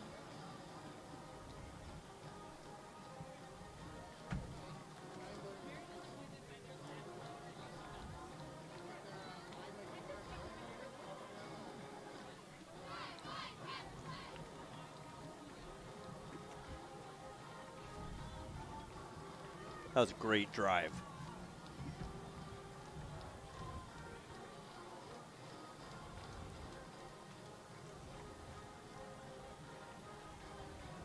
And welcome back to Noble Hall Field at Grand Rapids. Marcus Lind alongside Jim Wimmer. Grand Rapids has just taken the lead on a Mason Johnson touchdown from a couple of yards out, and it is 15-8. Grand Rapids leads a minute 10 before the half. And Hermantown a little shocked by what they're seeing from the Thunderhawks. That was an impressive drive. Grand Rapids winning the battle in the trenches there. They're making holes on the interior of that line, starring Mason Johnson with some big carries up the middle. This second quarter on our YouTube stream brought to you by the Northern Minnesota Builders Association. Grand Rapids will get ready to kick this one off from right to left. Again, a minute 10 before half. Grand Rapids on top 15-8. Oh, Marcus, I thought you were going to get a football there. It was coming Almost right came in the window. It would have hit me right in the head. As that one's kicked off. And deep kick. Fielded at the 5 by Hermantown. Staying in their lanes is Grand Rapids. And good coverage on the play. And we're seeing number 94, Andres Ortiz Salazar, kicking off. And boy, he got a leg. Yeah, that's a much improved kicking game from what we saw against Denfeld. That's a huge benefit when you can pound that ball deep. Now Hermantown starting deep in their own end. And there is a flag on the field, Coach Spawn has the headset off. He's going out to see what this call is going to Looks like it'll be a 15 personal foul. And this will be against Grand Rapids, so they will march this one forward. And that hurts after holding them to a short return. Now you give them 15 on top of that, and they're sitting a lot better here now, the Hermantown Hawks. And that's kind of been something I know Grand Rapids is really wanting to get cleaned up is some of those mistakes, because now it's going to be first down and 10 for Hermantown in much better position across the 35 at their own 37-yard line. Shot is under center, and we are going to have a whistle and a timeout as the Thunderhawks did not have correct personnel on the field, so they're going to have to burn a timeout. And this timeout is brought to you on our YouTube stream by S&S Meats. And I want to thank some more of our great sponsors for bringing you Thunderhawks football all season long, already midway through the season, 4th game of the year. But Itasca Reliable Insurance Agency, A&B Mishaps, L&M Fleet Supply, CarQuest, Lake Country Power, Mr. Furnace, Dale's Auto Body, and the Emerald. Stay tuned.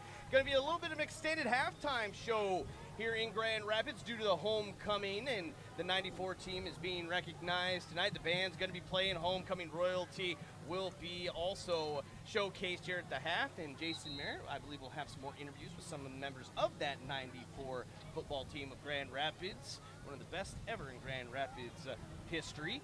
And we got one of the best games we've had really all season long. It just keeps getting better and better each week. It's 15-8, Grand Rapids over Hermantown, 1:04 to go before the half, and now Hermantown will line up. They will have it. First and 10 from their own 37. Shots under center for the Hawks. He throws a little screen pass left side. Now trying to find some room up the field. I believe that's Berg.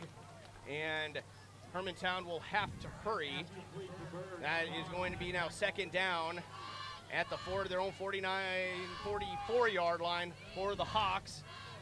Clock is ticking to near 40 seconds. Shot is in the gun. He's back to pass. He fumbles it around, but he maintains it. He's rolling near side. He's going to tuck it, and he's going to run. He's across the 50 to the 45 and steps out of bounds.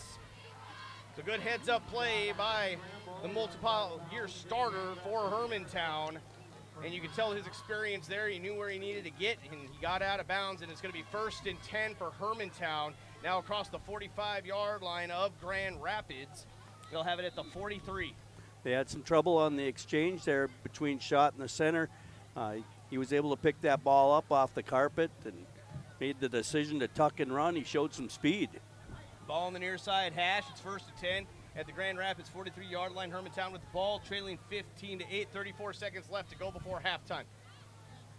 Two wide to the left, one to the right. Shot back to pass. He's looking. He's got some time. He's throwing it near sideline to Adamski. Who did he get 2 feet down? He did. That is an NFL catch right there. Oh my, showing his prowess, and that is a big completion for Hermantown. I believe that was 45 Grant Johnson. 45 on that reception. 40. Thank you, Jim, on that one. They are getting a lot of guys going in this offense, but they have struggled as it is 15-8, 27.8 seconds left. That was big gain, able to get out of bounds, stop the clock. First and 10, ball is at the 16-yard line of Grand Rapids. Shot and gun. He's back. He's going to throw it left side. Sleen, who is going to not break the tackle from, I believe that's Oliver Spawn. And not get out of bounds. And not get out of bounds. Spawn is slow to get up, though. He's got a little limp in his giddy up. But they will take a timeout. Spawn doing a nice job of stringing out that little flare pass there. Was able to keep that to a minimum. Grand Rapids still has 2 timeouts. Hermantown has used their final timeout. And this timeout on our YouTube stream brought to you by S&S Meats. It's 15-8. Grand Rapids leads. 17.7 seconds left to go before halftime. And it'll be second down for Hermantown. But they have the ball at the Grand Rapids 13-yard line. Marcus Lind alongside Jim Wimmer. Stacy back in studio. Jason Merritt helping us out tonight as well. So it's going to be 2nd and 7 from the Grand Rapids 13. Hermantown trailing 15-8 with the football. They have used their final timeout.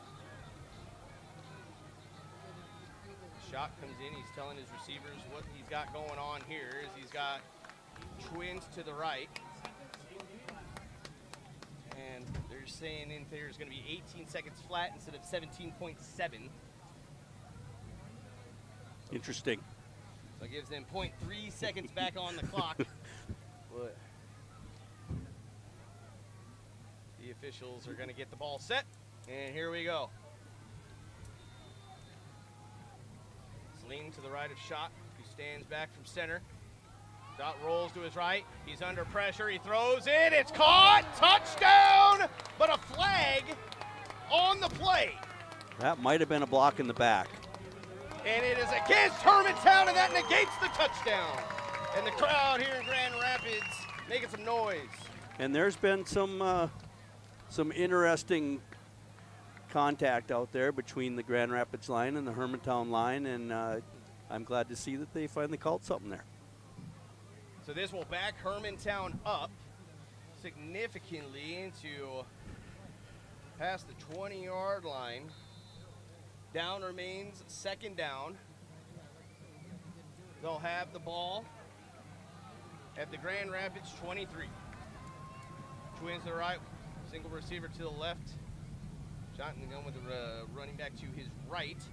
He's rolling right, now rolling left. He's looking downfield, directed traffic. He throws it to the end zone and too far for the intended receiver. Incomplete. And with 6.2 seconds before halftime, it's 3rd down and 16 from the 23-yard line of Grand Rapids for Hermantown. They've got about one play left to take a shot to the end zone before halftime, and Hermantown is trailing 15-8. Grand Rapids on top. Schott looking for one of his favorite targets, number 12, Cale Smith, in the left corner of the end zone. Once again, he was just a little too far on that pass. He did have a lot of pressure on him. Rapids is doing a nice job of bringing some pressure. Hermantown comes up to the line. They've got 10 seconds left on the play clock. They've got a 4 wide receiver set, and is this going to be a timeout, Grand Rapids? It is. We'll keep it right here. This timeout on our YouTube stream brought to you by S&S Meats. Stay tuned for halftime, an extended halftime show here in Grand Rapids. We'll have some interviews with members of the 94 team, not only here at halftime. We had some in pregame. We'll have some postgame too. It's a good night here in Grand Rapids. Grand Rapids leads 15-8, 6.2 seconds left before halftime. Hermantown will have a 3rd down and 17 from their own 23, but basically they've got one play left for the most part, especially with their plays, how they've been developing with 6.2 seconds left. Yeah, this is huge for the Thunderhawks right here. If they can go into halftime and not allow Hermantown to put points on the board here, that is big time. Hardly a seat in the house here tonight. Just a nice big crowd once again. Grand Rapids Thunderhawks with a lot of support from the community. Hermantown lines up for this 3rd and long play. They are 23 yards from the end zone. 4 wide receiver set, 1 back in the backfield. Schott is going to take the snap. It's low. He's back to pass. He's wanting it near side towards the end zone. Touchdown, Hermantown. And just getting behind the defense was the Hawks, Cale Smith. And from 23 yards out, Hermantown is looking to tie this one up. And good coverage on the play there. Just Sweeney just kind of missed time in his jump there to knock that one down. Smith was able to get a little bit behind him, and that time Schott put good touch on the ball, was able to find his target. Peterson to kick this one off to tie it up as it's 15-14 Grand Rapids. Kick is on the way. It is up and good, but there is a flag that comes in from the backside official, so we'll see what will happen here. If Hermantown might elect, if it's against Grand Rapids, if Hermantown will elect to maybe go for two, depending on what the outcome is. It looks like they're going to And actually, it's against Hermantown. move this one back. So holding on Hermantown, you don't see that too terribly often on a BAT on the kicking team, so they're going to have to back this one up. And we'll see what they do from here. Looks like they're going to elect to kick again. And they're bringing in different personnel, is Hermantown, and they're getting lined up. And yep, they're going to line up to kick this again. Makes this a lot longer kick for Corbin Peterson. And that personnel is number 35, Big Adamski. And the kick is on the way, and he's got a pretty good leg on him. Does Peterson, and he's just tied this one up 15-15 with 0.5 seconds left before halftime. Hermantown responds, and we'll keep it right here with just 0.5 seconds left before the half. And Marcus Lynn, Jim Wimmer with you. Stacy back in studio. We'll get some score updates from Deer River on 96.9 KMFY and J&K on KOZY. We'll go over some halftime analysis here, and we'll have an interview or two with members of the 94 team from Grand Rapids being recognized tonight during homecoming. In Hermantown. This is by far their best drive of the half, and they really kind of put it together through the air on that one. They sure did. Shot showing why he has the numbers he does. You were reading me some stats before the start of this game, and he's a pretty impressive quarterback. Hermantown lines up to kick this one off. Peterson again. He handles all the kicking duties off of the ground here for Hermantown, and he kicks it up, and it will bounce and be fielded and near the 15 far sideline, and time will expire. And Hermantown will cover that after a return by Ravers. And that is your halftime score. It's all knotted up in Grand Rapids between Hermantown and the Thunderhawks. It's 15-15, and we'll be back for your halftime show as you're listening to Thunderhawks football on J105 The Thunder, J105radio.com, and on the YouTube page at KOZY Sports.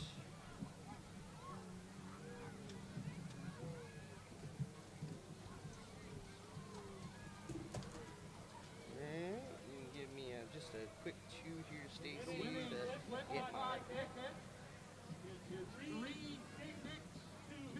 set.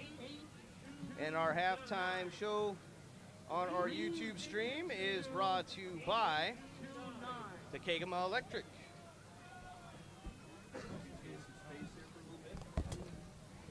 And we'll get 2-minute timeout, and we'll come back with Jason Merritt.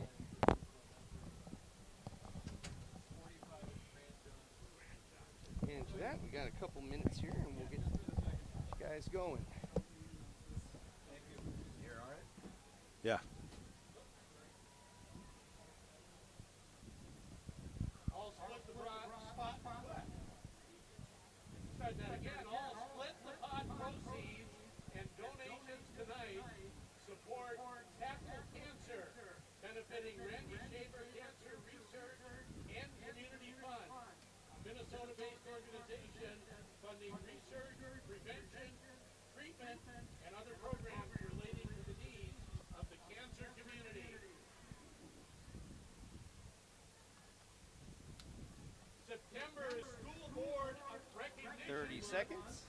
to build awareness and understanding of the vital function elected school board members play in our society. Grand Rapids area schools are joining other public school districts from across the state to celebrate School Board Recognition Month to honor our local board members for their commitments to Grand Rapids 10 seconds. and Cohasset communities and their students.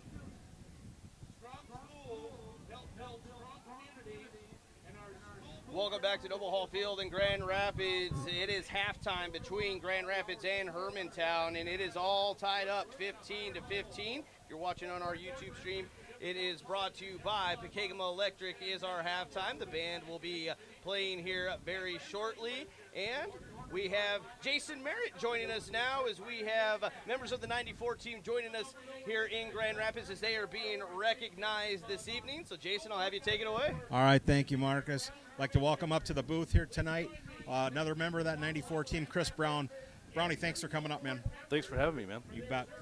Quite an honor for you guys here tonight, so congratulations for that. Let's just kind of relive a little bit of what it was like to be out there that 94 season.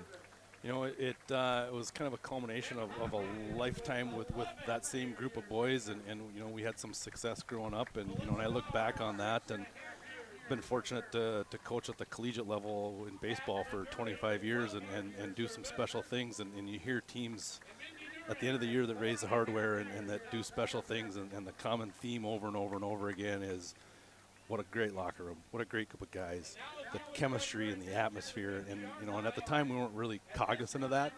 It was just a bunch of guys that got along and hung out and worked hard together. But I look back on that now, and I think that was the secret sauce. You know, that was one of the things that we talked with Craig Sint earlier here in the pregame, and Ted Anderson as well. And it was one of those things that I noticed. I've become friends with a lot of you guys over the years. It wasn't so much as a teamwork type of thing. It was more of a brotherhood. Absolutely. I mean, I'm fortunate to still call those two guys two of my best friends. You know, 30 years later, we still put up with each other. Well, speaking of 30 years later, I know the tails are going to get a little taller here. And we brought up your partner back here, standing behind me, Thunder Dan Palola back here. He's coming on next. But when you guys started to roll, it was Tommy Soltis, quarterback punk, I like to call him. Yep. So Tommy's going to come in later on as well. But you guys started getting that passing game going. Yeah. And it began with the tight ends. Of course, you had a great wide receiver in Brent Holte as well. But it started with you two, with you and Dan, and you guys really got that offense moving. You know, Danny and I are another two guys that spent a lot of time with each other, and with Tom, we put a lot of time in off the field and out of season, if you will, and kind of just really learned each other and kind of had that synergy. You knew where everybody was going to be, and you knew that if something broke down, we knew to find space, and that Tommy would find us. And to his credit, you know, he did a good job of that and spreading it around, and I think that was part of what made it hard is we had three guys that he could throw to that even if it was a 50-50 ball, chances were pretty good we're going to come down with it. Well, you guys, you dropped your first game that season, then you nearly ran the table, and what Craig and I were talking about, and Teddy and I were talking about, that game against Anoka was pretty much the state championship game. And you guys came up just a hair short. A couple of questionable calls, a couple of late turnovers, and you guys were an eyelash away from being state champions. You know, a lot of woulda, coulda, shouldas, but at the same time, you know, I think that 30 years later, looking back on it, it's more about the whole and the entirety of that season and the time that we spent together and the success that we had. And I think that for a lot of us, we can look back and say that the lessons that we learned have helped us in life and moved us forward. And I know for myself personally, navigating some of life's challenges, leaning on those lessons and also on that community and having those people know that they got my back. All right. Brownie, thanks for coming up. Thanks, we appreciate you. Congratulations on the honor here tonight. We'll get to Dan Palola here in a moment. All right. Marcus, if you need to take a break here. We'll keep rolling. We'll just spin it right in. Yeah, We'll bring in right. Dan. Here you go, Danny. All right. You bet. Thank you, Chris.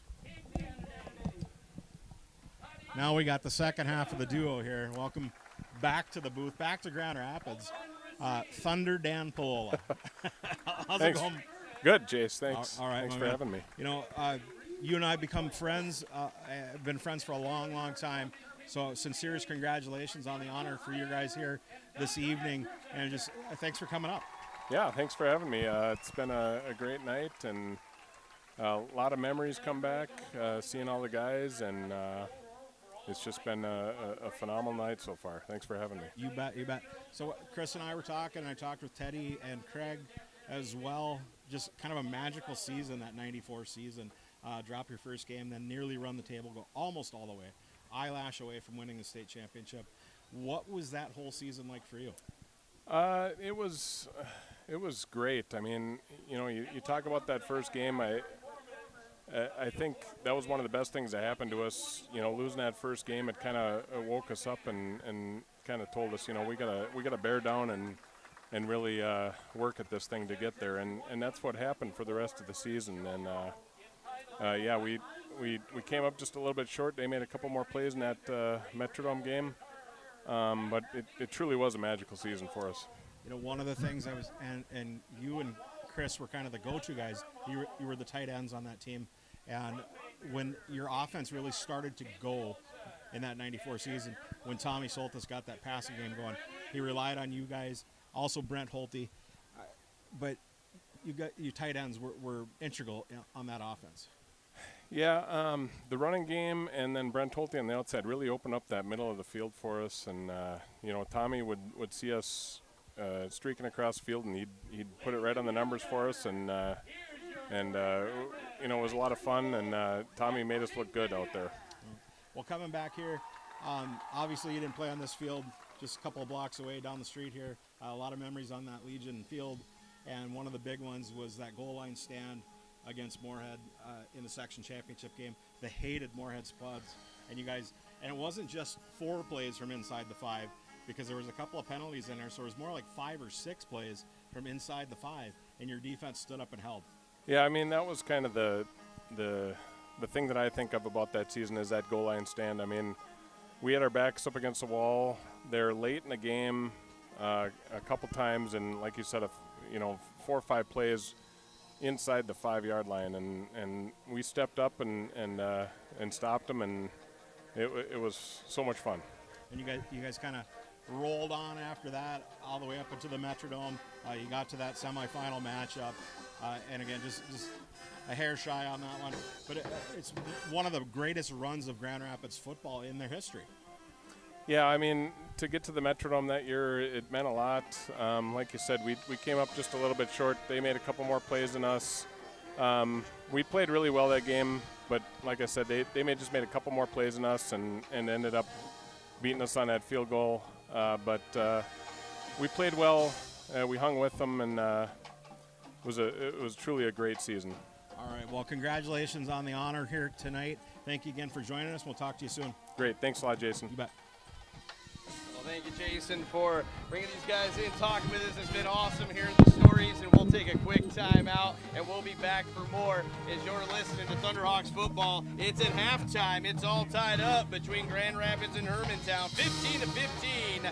And again, we'll be back for more of your halftime show as you're listening to Thunderhawks football on K105 The Thunder, J105radio.com, and on our YouTube page at KOZY Sports.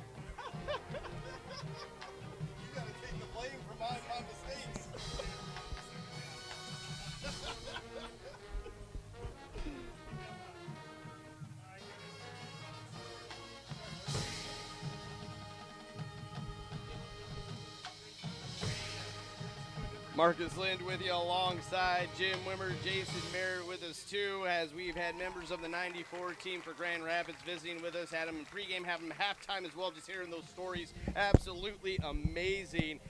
Jason, I mean, talk with those guys, that's just fun. Yeah, it's great. It's great to catch up with these guys. I've gotten to be friends with a lot of them over the course of the years, 30-plus years since that has happened. We'll have at least one more guy coming up here, probably my favorite kid on the team. And one of my best friends for a long time, and that's Tommy Soltis. And he's a kid I call him quarterback punk. And we'll get into the reasons why when he comes up here. But it's kind of it sounds tough to call a guy that, but I've always called him that since we were kids. He was a youngster. So we'll catch up with Tommy here post game here. That's going to be awesome. Looking forward to it. Again, it's homecoming in Grand Rapids. It's 15-15 between the Thunderhawks and the Hawks of Hermantown. And again, Jim Wimmer with me, Jason Merritt. You guys kind of been splitting time with me this year, Jason, and I know you've been watching this game tonight. What are your thoughts on what's been going on? Well, I'll tell you what, at the outset, that turnover for a touchdown really hurt Grand Rapids, but they managed to battle back, and then they started to dominate that line of scrimmage, and that was pretty evident. A big play for a touchdown on that final drive for Hermantown, so we're all even. But Thunderhawks, if they can continue to control the line of scrimmage, both offensively and defensively, you got to get some guys are biting a little bit on those pass plays. A little play action has hurt them a little bit, which is why we're all knotted up here. Hermantown's going to get the ball to start off the second half, so Grand Rapids is going to want to come out and put up a great D stand here to open this second half. And it is, again, 15-15 at the half. As you could probably hear in the background, the Grand Rapids Marching Band is putting on another spectacular show. We'll take another quick timeout. We'll come back as it is Thunderhawks football on J105 The Thunder, J105radio.com, and on the YouTube page at KOZY Sports.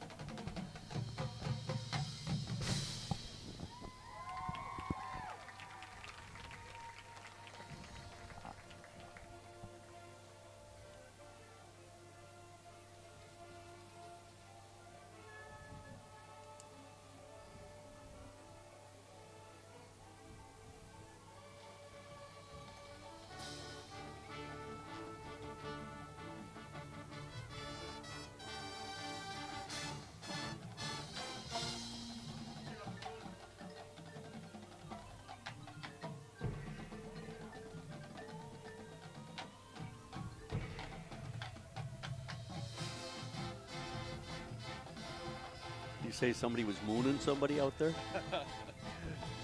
It's getting there. Coming up red. Which reminds me, I got to check on that score of my alma mater.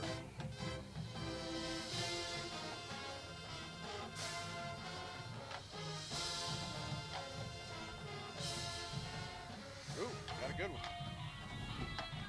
In a Big Ten matchup, Nebraska and Illinois tied up 10-10. Before halftime. Interesting that they're playing on a Friday night. Yeah. Gophers play tomorrow. Big Ten matchup against Iowa. For the Pig. For the Pig. On this station, right? Yeah, right here on J105. Night game.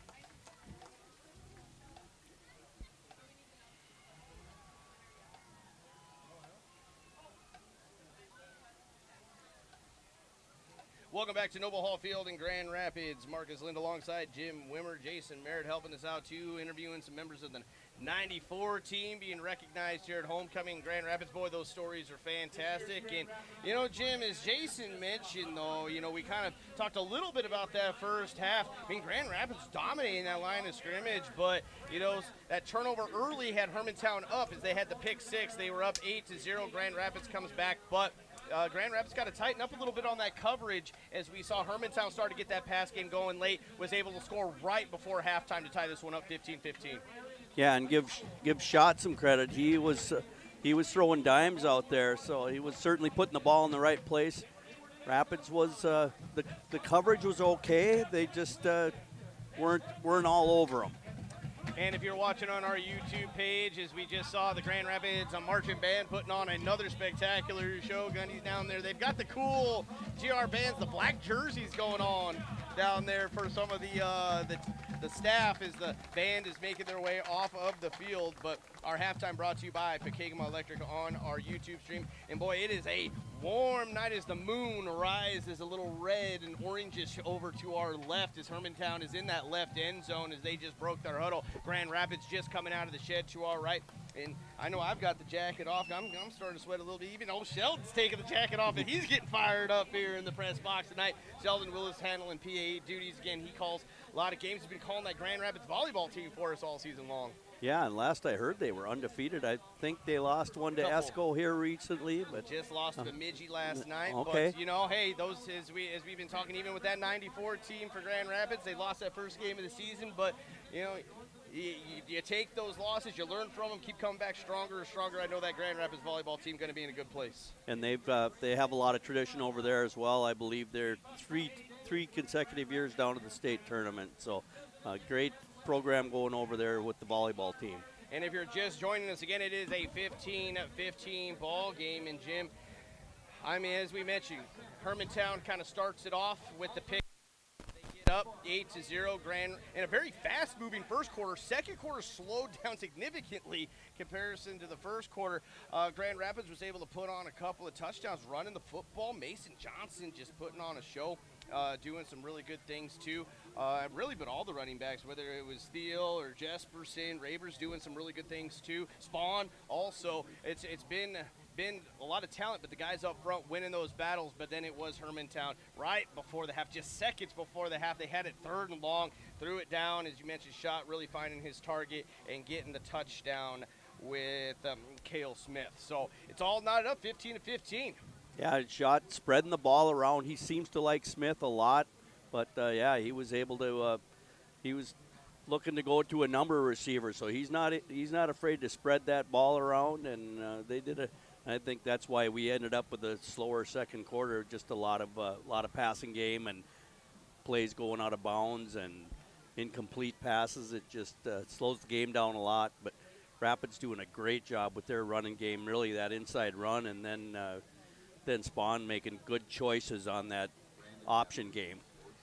Yeah, and it's, just trying to keep up, as you mentioned. Shot just kind of delivering around because a lot of different guys getting involved for Hermantown, that offensive side of the ball. I'm just trying to get all my numbers straight for Hermantown because they've got so many good players that are out there making plays. But I say that, but so does Grand Rapids. Thunderhawks out there putting on a show, especially defensively, too, because, yes, Hermantown does have that touchdown right before the end of the half, but that defense has really held Hermantown in check all that first half. Yeah, they did a great job against that solid Hermantown run that's been really pacing their game all season long, and they've been able to hold that running game in check, and really it's been the Rapids running game that's been the big talk here for the run attack. And we're getting ready for your third quarter of play here in Grand Rapids, and your third quarter on our YouTube stream is going to be brought to you by First National Agency of Coleraine. So we're getting excited for this. This is going to be Grand Rapids kicking off. Speaking about the defense, they're going to get their first shot here out of the Thunderhawks. We'll see what adjustments have been made by Hermantown to try to take advantage after getting the score right before half. If you're Hermantown, I mean, that's really obviously what you want. You score right before the half, you get the ball back. In football fashion, you want to go down there and make a statement early, but we'll see if Grand Rapids can keep that defense just going and getting a lot of pressure on Shot and really dialing it up. Yeah, ideally, if you can score just before half and then come out and score again, that's a huge momentum swing. Rapids, I'm sure they talked a lot in the shed about this pass defense, and hopefully they're going to make some adjustments here and tighten things up. And we are just about underway. Grand Rapids is going to be kicking off from right to left to start the third quarter of play. Is going to be Racine. Grand Rapids in the home blacks, black bottoms, black tops, orange numerals, black helmets. Hermantown in those navy bottoms, white tops, navy numerals, and golden helmets. And we are underway for your third quarter. High kick going to be fielded at the 20 as it bounces, and Hermantown trying to get something going, and nothing really after a short return. And that's been a bright spot for the Thunderhawks here, is the special teams units, and they continue to shine early on. Yeah, a couple nice returns, a nice punt return. I believe it was Steele on that punt return, and then we had a good kickoff return as well. So makes a big difference at that third stage of your team. You got offense and defense, but special teams can play a huge part in deciding the game. And here we go. It is 1st and 10 for Hermantown from their own 30-yard line, moving from left to right. Shots under center. He's going to hand this one off inside, and barreling forward is Hermantown. And that's going to be number 35 for the Hawks, and that will be Adamski. And Adamski coming up, looks like he's favoring that right leg after that run. And he was the big talk coming into this game, this big running back. Once again, they held him to a short gain, looks like about a gain of 2. Ball is going to be at the 32-yard line, 2nd and 8 for the Hawks. Trips to the right, rolling right is going to be shot, and now is a designed run. He's trying to cut up field, but there's that Grand Rapids defense coming in swarming. Sam Dick and company coming in, making a stick, and that's also going to be number 66, Adric Adam, for the Thunderhawks. And Miller, 58, did a nice job of turning that in, and then good pursuit by his teammates to get shot to the ground. So 3rd down and 5 for Hermantown, moving left to right, and they're going to be at their own 35-yard line. And they will line up 2 split backs in the backfield. 2 wide, 1 to the right, 1 to the left. And this is going to be shot back to pass. He's looking. It's going to be a little dump screen. It's going to be taken away by Grand Rapids. Oh, the big defensive line coming up with the INT. Oh, my goodness. Brandon Brula making a big-time interception. He didn't bite on the screen, and he takes it away from Hermantown. And he went up there and he said, "That's my ball." And he ripped that thing away and was not going to be denied, was able to go forward for a few yards. Grand Rapids ball in great field position here. 15-15 is your score. We're just underway in the 3rd quarter, 10-24. And they will line up, and we're going to have a new quarterback in the game for Grand Rapids. As Spawn, we talked, and I'll get back to that in a second after this play. Is this going to be handed off inside, and ball's on the ground, and I believe Hermantown's just got it back. Hermantown just took it back as that was fumbled on the play, and that's going to be number 77 making a big-time play for Hermantown, and that's Mason Humphreys. But going back to Oliver Spahn, we saw him come up a little bit injured on that last tackle that he made in that second half. He had that little limp in his giddy-up, and from what I have been told, he is not going to return to this game. So we are going to have another quarterback for Grand Rapids, but Hermantown is just taking the ball, so it's now 1st and 10 for the Hawks, and they will hand this off, going far side, finding the corners, now showing that speed is Hermantown down that far sideline, and that is what we haven't seen all through that first half for the Hawks with Sleen, but he really showed how he can get to 100 really quickly. Yeah, Sleen turning that corner around the left side and able to run that up the sideline for a huge gain for the Hawks. They'll be right at midfield, 1st and 10. Grand Rapids able to turn the ball over, and just like that, Hermantown turns them back over, and now here they come. Shots under center. And he will hand this off, and it will be a short gain on the play, and that will be number 35, Aiden Adamski. Adamski being held in check there. Once again, just a couple yards. Grand Rapids really keying in on him. It will be 2nd down and 8, but they do cross into Grand Rapids territory. Does Hermantown. Ball at the 48-yard line. Twins to the right for Hermantown. shot with a back to his right and a back to his left in the gun. He's back to pass. He's looking downfield. He throws. It's going to be in the flat and now trying to get upfield. And near a first down is going to be Hermantown, as that was complete to Sleen. And he's got the big run and then short reception. And that's, where I think, and we're going to have another injured Thunderhawk. And I believe that is Lampa, number 4. And he is hunched over currently. And Coach Spawn's going to come out and talk as he took the helmet off. But he's a little wobbly, is Lampa. He is being helped by the coaching staff to the sideline, and he's a little uneasy on his feet. Yeah, that'll probably be the end of the night for Lampa. So a couple of injuries could be really affecting Grand Rapids in this game, as we do see Spawn on the sideline. He's still got his helmet on, but he's got an ice pack on that left knee right now as he checks in on Lampa, and he's just limping around with that ice pack on his left knee is Spawn. But it will be 2nd down and 1 for Hermantown. Ball is on the 40-yard line of Grand Rapids. Hermantown under center. We shot twins to the right. They're going to fake it. Shot's going to run. He finds a little hole, but he is tackled quickly by the Grand Rapids defense. Sam Dick with the tackle, and he's starting to really make his presence felt in this game. Yeah, shot just shooting through that hole on the left side. Looked like he was going to get a big game there, but big game there. Dick able to wrap him up, get him to the ground, but that was a Hermantown first down. So it is 1st and 10 at the Grand Rapids 37-yard line, under 8.5 minutes to go in the third quarter. It's all tied up, 15-15. Shots under center. 2 split backs in the backfield for Hermantown. Basically almost everybody in tight, and they're going to fake the handoff. Shots rolling right. He throws it. It's going to be complete. And down the near sideline, now cutting inside and across the 20. Down to the 10-yard line, and finally tackled is going to be number 45, and that is Grant Johnson. And they like that pass play to Johnson down that near sideline, and he's kind of a big guy to bring down too. Yeah, he's kind of slow getting up there, but Johnson making a couple moves there, and big gain out of there. It looked like he was flirting with the end zone there. Rapids finally able to bring him to the ground.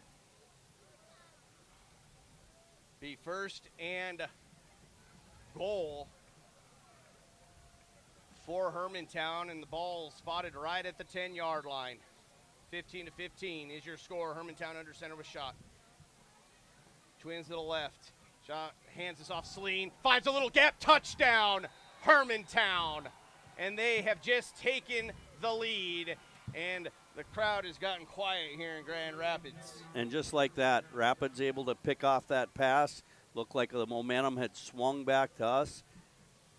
First play, we put the ball on the ground, and Hermantown answers by driving right down the field. They did a nice job of mixing up both pass and run on that drive, and pretty good performance there by the Hermantown offense. Peterson will kick this one through the uprights, and it is good. It is 22-15. Hermantown has gained the lead with 7:51 left to go in the third quarter, and we'll be back for more Thunderhawks football on J105 The Thunder, J105radio.com, and on the YouTube stream at KOZY Sports.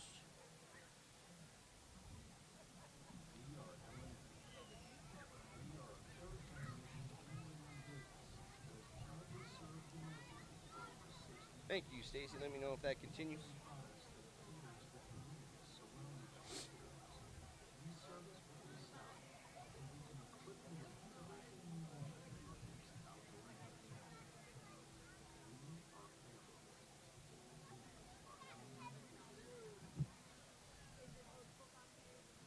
Welcome back to Noble Hall Field in Grand Rapids. It's homecoming, and Hermantown has just regained the lead, 22-15, 7:51 left to go in the third quarter. As Sleen takes one in from 10 yards out, and now Hermantown will kick this off from left to right as they lead 22-15.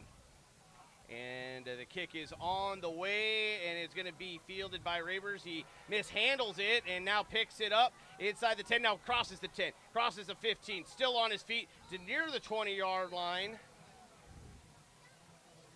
And that is where Grand Rapids will take over, 1st and 10. Could have been a lot worse play than what it was. He got up to near the 20-yard line, near the, I believe, where are they going to spot this? Right at the 18? That ball was kind of cut and left there. It was really tough kick to cover, to catch out there, but Faber's able to pick it up and at least get some yardage back. That was one nice deep kickoff. So Grand Rapids will come out 1st and 10 from their own 18, and they will hand this off. And getting positive yards on 1st down are the Thunderhawks. So it'll be 2nd down for Grand Rapids.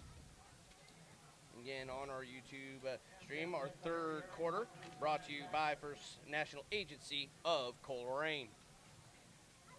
Braden McKinney in the game as quarterback now for Grand Rapids, Yes. number 5. His Spawn has the ice on his knee and appears to be out for the remainder of the game. McKinney is 6'3" junior. And he hands this one. In fact, no, McKinney keeps it, and it will be tackled. So McKinney getting in on homecoming night. I'm sure it wasn't necessarily his plan, but next man up all the time in this game. Well, and that's why you practice. You got to be prepared to go in the game. So number 5, Braden McKinney, is a 6'2" junior, comes in at 185 pounds. We've seen him in some games last year and this year. As he sets up with the 2 wide to the left, he's under center. He's got the 2 wings and the fullback in the backfield with him.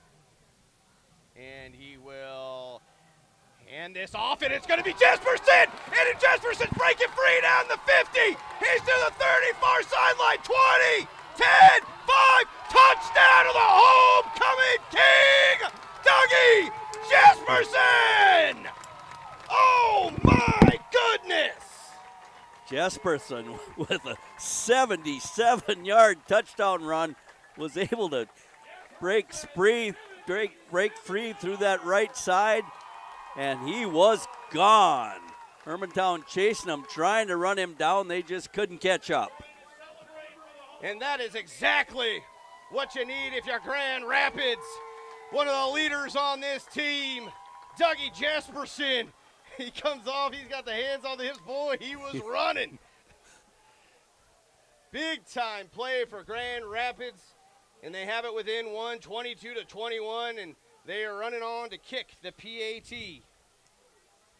with Andres Ortiz Salazar. And the kick is on the way. It is good. And we're all knotted up again in the 3rd quarter. 6:04 left to go in the 3rd. It's 22-22. And this is Grand Rapids football on J105, the Thunder, J105radio.com, and online on our YouTube stream on KOZY Sports.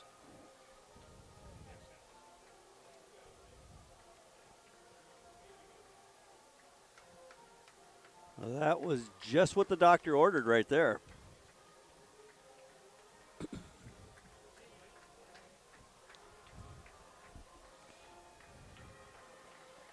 Wasn't sure if he was going to make it.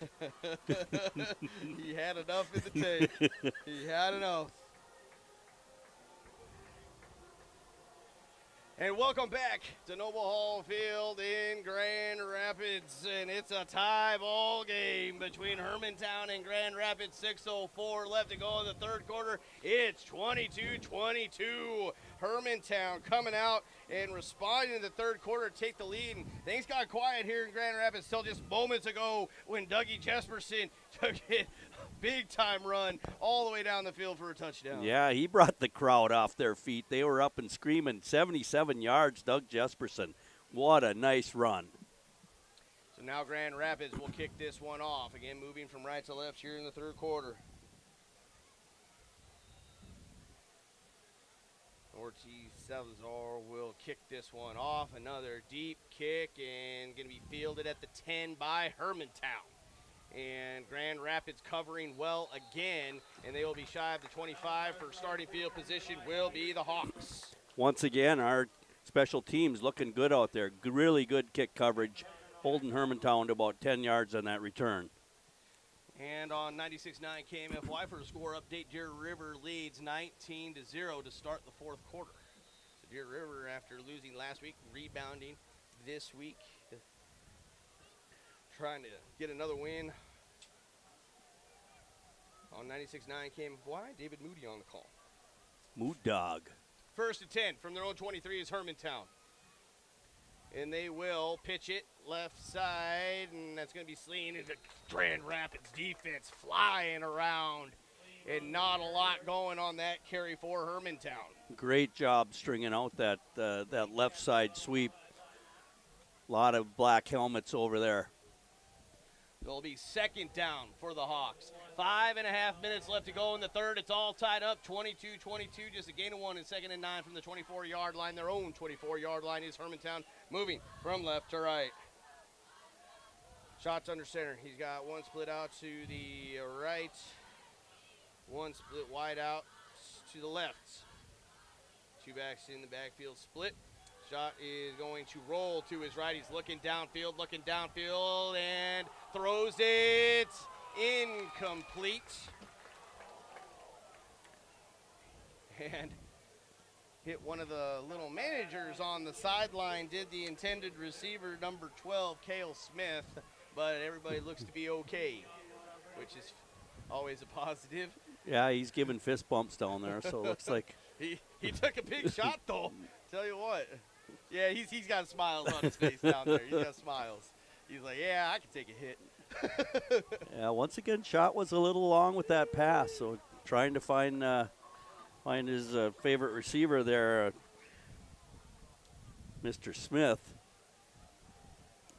Well, this lines up to be a third down play, 3rd and 9 from the 24-yard line. Shots under center.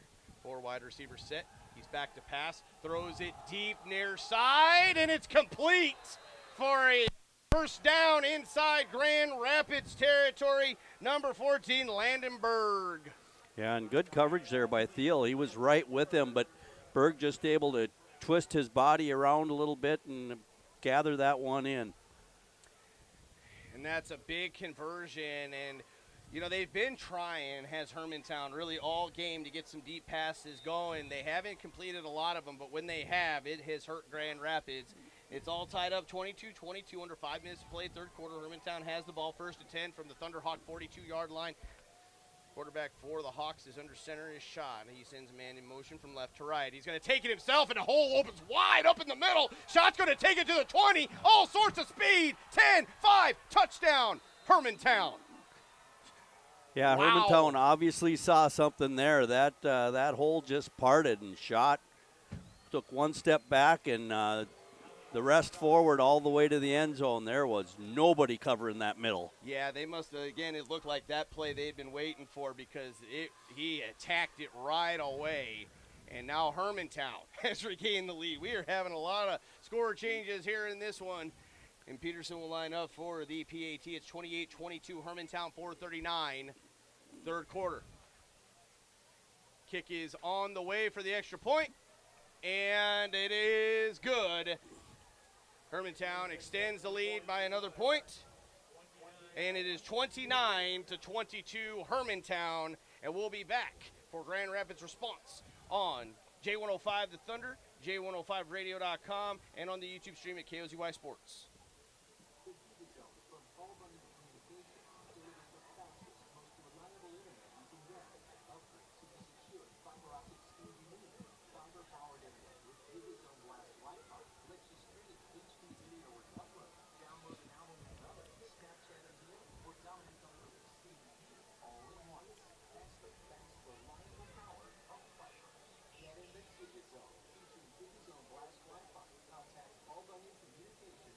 And welcome back to Noble Hall Field in Grand Rapids. Marcus Lind alongside Jim Wimmer. Stacy back in studio this third quarter on our YouTube stream, brought to you by First National Agency of Coleraine.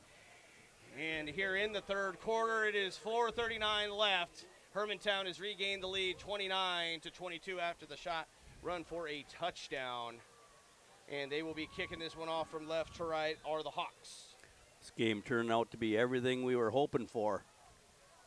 And this kick is high and fielded at the 20 by Grand Rapids by Thiel, and just slips up as he crosses the 25-yard line. And Grand Rapids will have it 1st and 10 across their own 25. And, you know, the whole offensive structure for Grand Rapids kind of changes now with Spawn being out of the game with that knee injury. He's got that knee still iced up. And, again, we're going to see number 5, Braden McKinney, come in. But it's going to be a battle from here on out, and the Grand Rapids is going to have to get things going. Yeah, and if they go to the passing game, it'll be interesting to see what McKinney has here. As he lines up with Twins to the right, he looks over that Hermantown defense and now gets under center. And he will hand this one off inside. Hermantown not biting on that one. And that's going to be number 45, Sam Dick, with the carry. So now we're seeing Grand Rapids kind of doing similar to what I would say Hermantown doing, just getting the ball distributed around. A lot of different guys touching the football tonight. Yeah, I haven't seen Miller back in the game, or Johnson back in the game. I'm hoping that he's okay. And now Grand Rapids will break the huddle. Trailing 29-22. Under 4 minutes to go, third quarter. Again, Twins split out to the right. The 2 wing backs, the fullback behind McKinney, who's taking over at quarterback. Thiel goes over the top. They hand it to Thiel, who finds a little gap, and he's just tripped up as he nears the 35-yard line, and he's got a lot of speed. But it does line up a more third and manageable here for Grand Rapids. Thiel's showing some real quickness there, trying to cut that back right, and like you say, just tripped up. Could have been a real big gainer there had he sprung free there. So third and short is going to be 3rd and 2. Ball is at the Grand Rapids 35-yard line, moving from right to left. Thunderhawks trail 29-22. And I do see Johnson on the sideline. Look like he is still available. McKinney under center. This is Thiel over the top. It's going to be a pass, and he is sacked by that Hermantown defense. And number 35 for the Hawks, we know him. He's Aiden Adamski. He comes up big on the defensive side. Both those ends just crashing in. McKinney with no time there. And this will be Grand Rapids punt unit coming on. And quite a few of these students from Hermantown making their way here. You can hear them from across the way. And the folks have made the trip to Grand Rapids. Yeah, it was kind of a small crew over there to start the game, but they filled it up pretty good now. Even more, I think, here since the second half started. High snap. Keith brings it down. He kicks it up. High short kick that's going to bounce and get a Hermantown bounce, and Grand Rapids will cover. But it will be the Hawks having it in great field position inside Grand Rapids territory to start this off. 1st and 10, and they lead 29-22 with 2:11 left to go in the third quarter. And now if you're the Thunderhawks defense, you're starting to feel maybe a little bit of that pressure on your shoulders because this Hermantown offense is starting to show that they can score quickly. And their passing game really hadn't started clicking until the end of the second quarter there, and now that passing game has come to life for the Hermantown Hawks. So it's going to be a challenge now for the Thunderhawks to shut that game down. 1st and 10 from the Grand Rapids 44. Ball's right on that right wing of the Thunderhawk. They hand this ball off. Adamski's powering forward to pass the 40-yard line. Number 35 making his presence felt again. And, you know, that's the kind of back, though, that as the game goes on, he just gets harder and harder to tackle. Yeah, everybody's tiring out a little bit, and he just finds a way to fall forward and get extra yards at the end of those runs. 5-yard gain is going to be 2nd and 5 for Hermantown from the Grand Rapids 39-yard line. Moving from left to right, Hermantown leads 29-22, nearing a minute and a half to go in the third quarter. Shots under center for the Hawks. He's going to hand this off again to the big man. Adamski, who is stood up by the Grand Rapids defense, but it will be a third down and short for Hermantown. And we want to thank again First National Agency of Coleraine for bringing you this third quarter on our YouTube stream. And we want to thank some of our great sponsors like for Grand Rapids Chiropractic, Deerwood Bank, Atchison Tire, S&S Meats Vendors, Northern Star Co-op, and Nooches in the corner. It's third down and 2 for Hermantown. 2 split wide to the right for the Hawks. 2 split backs to the backfield. Man in motion from right to left for Hermantown. They will have a flag thrown before the snap, and this could be big penalty against Hermantown. Yeah, looked like some movement up front there, possibility. And they are pointing. Everybody's kind of pointing. What is the official call?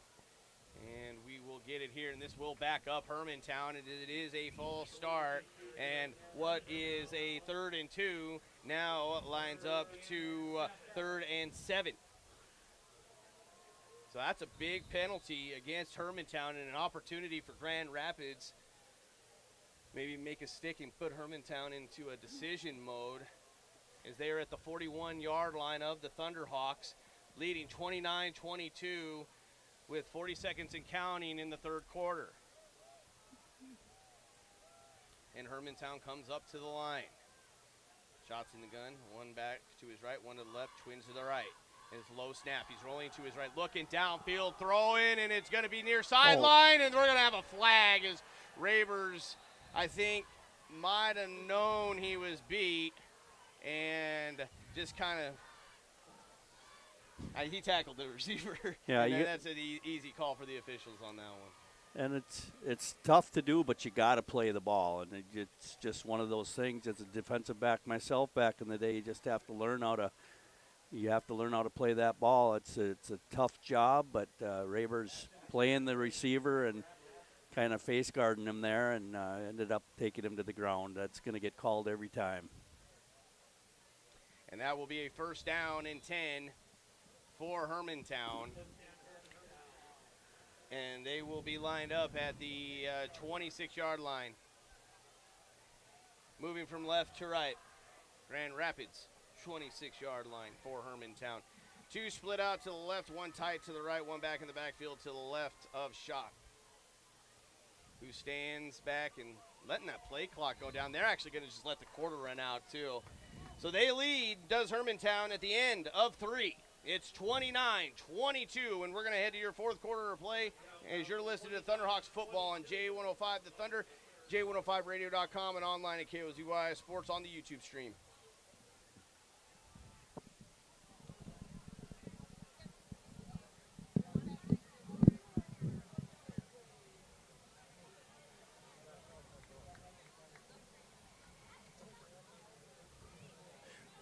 Shots isn't afraid to take some shots, is he? No, he's not. He just flings it down the field.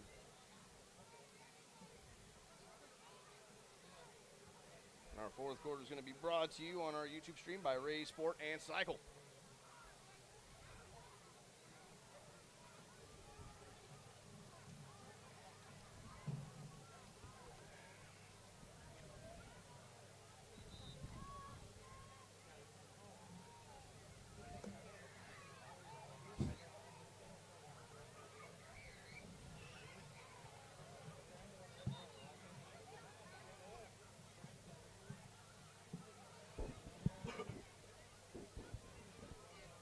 And we are at Noble Hall Field in Grand Rapids. We're going to your fourth quarter. Hermantown versus Grand Rapids. Hermantown with the lead, 29-22.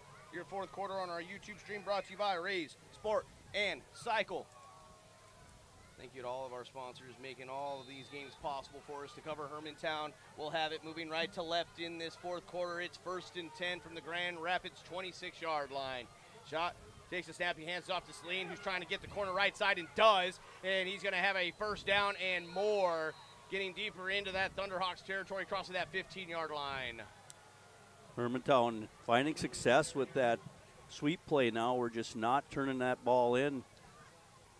You got to get someone crashing that in and turning that ball in. They're able to turn the corner and knock off some big chunks on that end around. So it'll be first down and 10 for Hermantown. Ball is going to be spotted at the Grand Rapids 13-yard line, moving from right to left. Ball is on the far side hash.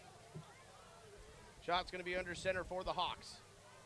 He's got one receiver split wide to the left, two split backs to the backfield, one receiver to his right. He mans motion from the receiver right to left. Shot is going to hand this off inside, and Grand Rapids is there to make the stick after a short gain on the play. It's a good defense. You can't really fault Grand Rapids defense tonight, as they have played incredibly hard against this Hermantown team. But boy, Hermantown has some explosive weapons. Yeah, we've done a really good job on the run game. It's the pass game that's been knocking off some big chunks here recently. It'll be second down and 7. Ball is at the 10-yard line for Hermantown. Shots under center. He gets a snap. He's going to hand this off, and there's that Grand Rapids defense swarming to the football, but still on his feet, trying to push forward is Adamski. And it will be third down for Hermantown. Adamski relentless there. He was not going to go to the ground. He had Thunderhawks hanging on all limbs, and he's still moving. It's 29-22 Hermantown. 10:25 left to go in the fourth quarter, but Hermantown knocking on the door as they have it a third down and roughly about 7 yards or so from the 9-yard line of Grand Rapids. Adamski goes out. They bring in extra receiver. And we're going to have a whistle. And this will be a timeout, Hermantown. And we'll take a quick timeout as well. You're listening to Thunderhawk Football on J105 The Thunder, J105radio.com, and on the YouTube stream at KOZY Sports.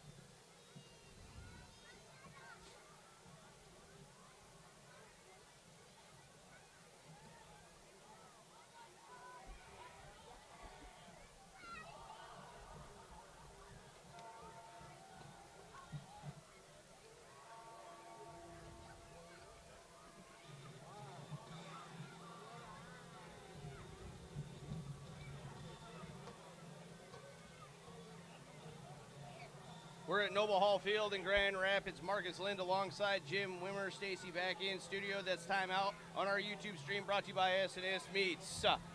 This is going to be a third down play for Hermantown. Ball is at the 9-yard line of Grand Rapids.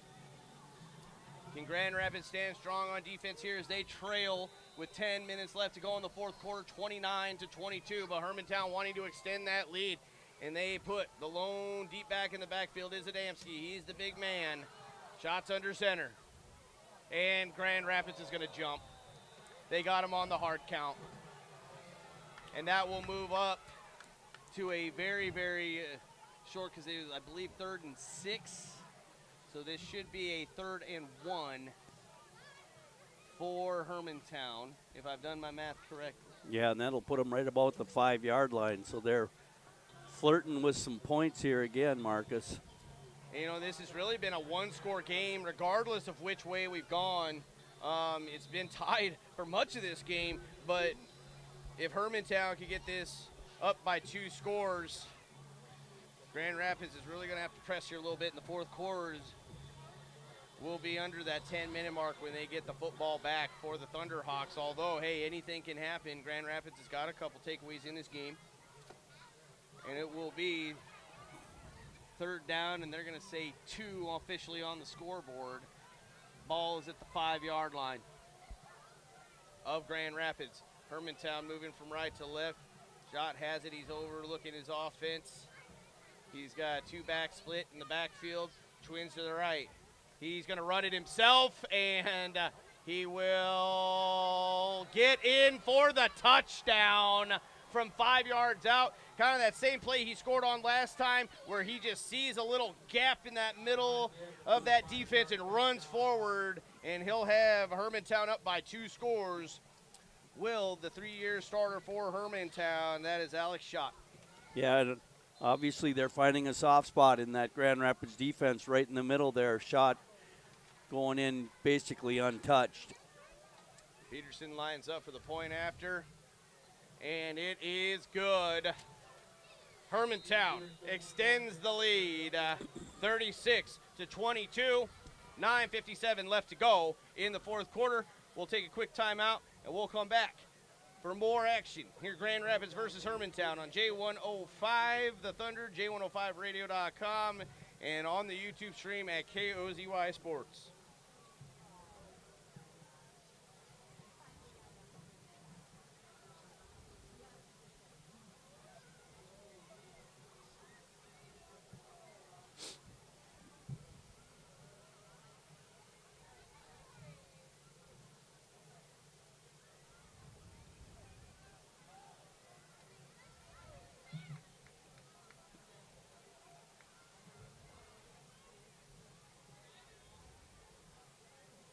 It is homecoming in Grand Rapids. Marcus Lind alongside Jim Wimmer, and the Thunderhawks are playing the Hawks of Hermantown. This fourth quarter brought to you by Ray Sport and Cycle on our YouTube stream. And Hermantown looking to play spoiler on homecoming night as they now lead by 2 scores, 36-22, 9:57 left to go in the fourth quarter. Yeah, and this changes the game for Grand Rapids. Now they're going to be desperate to get some points on the board to keep pace with Hermantown. Kick is on the way by Hermantown, and it will bounce and go out of bounds. And special teams, again, still being a bright spot for Grand Rapids. They've been pretty disciplined, and a mistake there by Hermantown will give Grand Rapids good field position. And we want to thank some more of our great sponsors for bringing us this game. Mackley Auto Repair, Grooms Dock and Lift, Itasca Economic Development Corporation, Dairy Queen of Grand Rapids, Super One Foods, and Lavalla Lumber. Grand Rapids will end up with a good field position here as that punt rolls out of bounds. Grand Rapids will start out at their 35. 1st and 10. Moving from left to right. And for Grand Rapids, Braden McKinney will come back in with the play as he will be quarterback for the rest of this game, as Oliver Spawn has gone down with injury late in that first half. Actually right before halftime. So they will line up. 1st and 10, as Jim mentioned, from their own 35-yard line are the Thunderhawks. McKinney will hand this one off, and getting a good run, is still on his feet and pushing forward, still pushing. And there we're seeing number 34 back into this game, Mason Johnson. Johnson, who's had a heck of a first half, able to get a big gain there to get things rolling here on this possession. So it'll be 2nd down for Grand Rapids, but it'll be 2nd and 4 from the 46-yard line, their own 46. Ball on the near side hash. Well, splits wide out to the left, tight to the right. McKinney's under center. He sends Jesperson over the top, hands it to Johnson again, who is pushing forward, and will have enough for a 1st down for Grand Rapids. Johnson just making it real difficult to get him to the ground. Just a hard worker there with the ball. He keeps it low and keeps it churning. And it's 1st down Grand Rapids, and they will have the ball at the 46-yard line, their own 46, moving from left to right.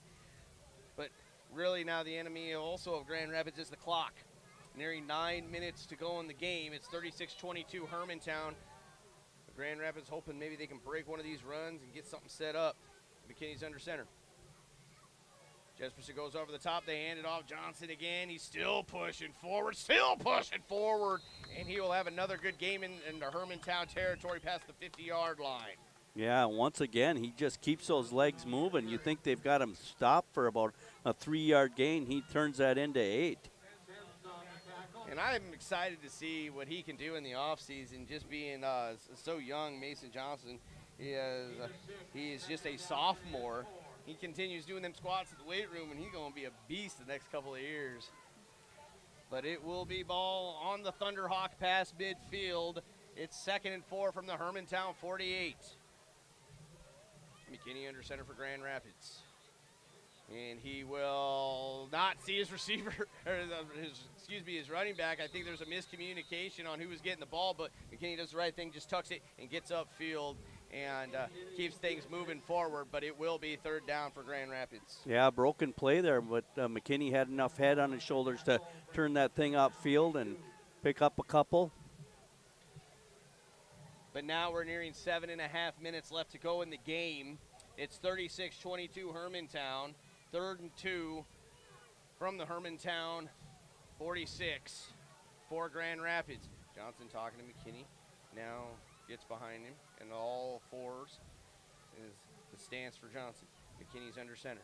He sends Steele over the top. They hand it to Johnson, who's just pushing forward. He says he's going to get every yard he can, and it will be 1st and 10 for Grand Rapids up to near the 40-yard line of Hermantown. And Johnson does a great job of covering that ball up. He is not going to be denied. That ball is his. You're not having it. And a final on 96.9 KMFY. Deer River gets the victory tonight, 19-8 over Mille Lacs. Grand Rapids trailing right now, 36-22. 7 minutes to go, 4th quarter. 1st and 10 for the Thunderhawks from the Hermantown 41-yard line. McKinney's under center for the Thunderhawks as he's looking over that defense of Hermantown. Now he sets. He will have a flag, and this will be at the snap, which is likely against Grand Rapids. Like possibly some movement there on the line.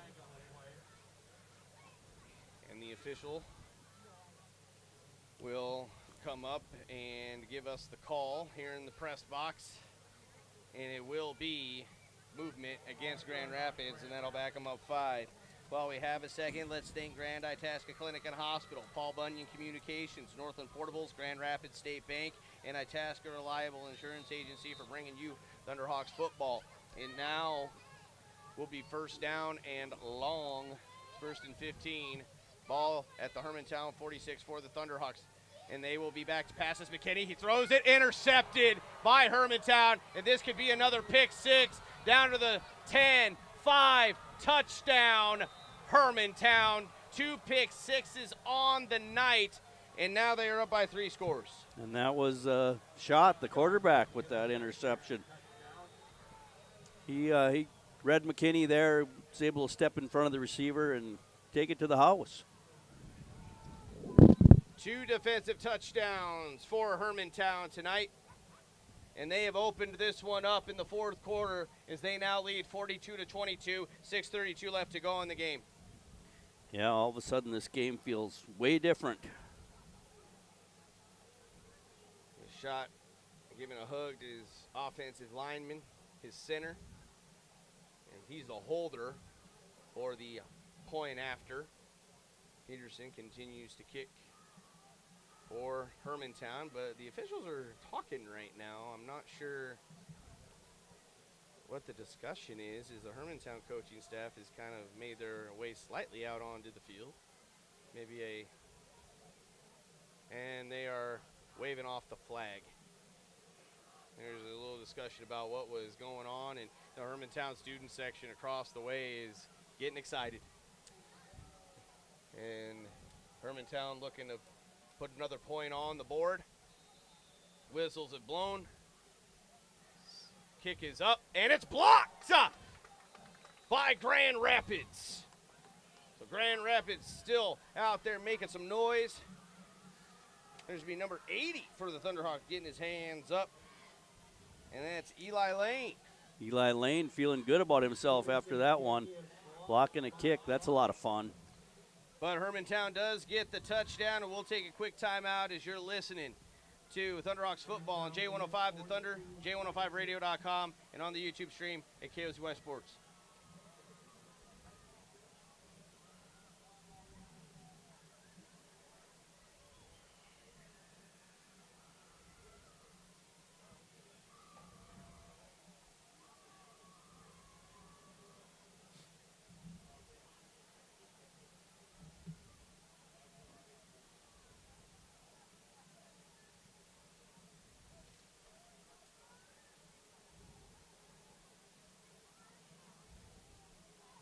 And we're at Noble Hall Field in Grand Rapids, your 4th quarter on our YouTube stream, brought to you by Ray Sport and Cycle. Hermantown has just scored on their 2nd pick 6 of the evening, and they will kick this one away, leading 42-22 with 6.5 minutes to go in the 4th quarter. Grand Rapids will get this ball across the 30, and what has been a very back-and-forth game has really opened up here in the 4th quarter for Hermantown. And it is 42-22. Marcus Lind alongside Jim Wimmer. Stacy back in studio. Yeah, that was kind of in no man's land, that kickoff there. A couple guys going for it. Number 40 for Thunderhawks. That would be Anacido Ocheo. And now we're going to see the direct snap to give it to Jesperson, who hands it off to Thiel, I believe, and he is tripped up and slow to get up. It might have been, as we say, the turf monster getting up and getting him, but maybe he's turned an ankle because he is very slow to get up, is Marcus Thiel, and he is limping his way towards the sideline. And now is he going to stay in the game? I think the official's going to say, nope, you got to come out for a play. Steele is going to limp his way to the sideline, but that turn of an ankle or whatnot puts him on the turf, and it will be second down and long for Grand Rapids. Yeah, Thiel's been favoring that leg here pretty much most of the second half, so he must have aggravated it there on once again. Looks like that left leg. Direct snack to Jackson Rabers, who's far sideline, puts his shoulder down, puts a talk down on his back, running hard. And it will be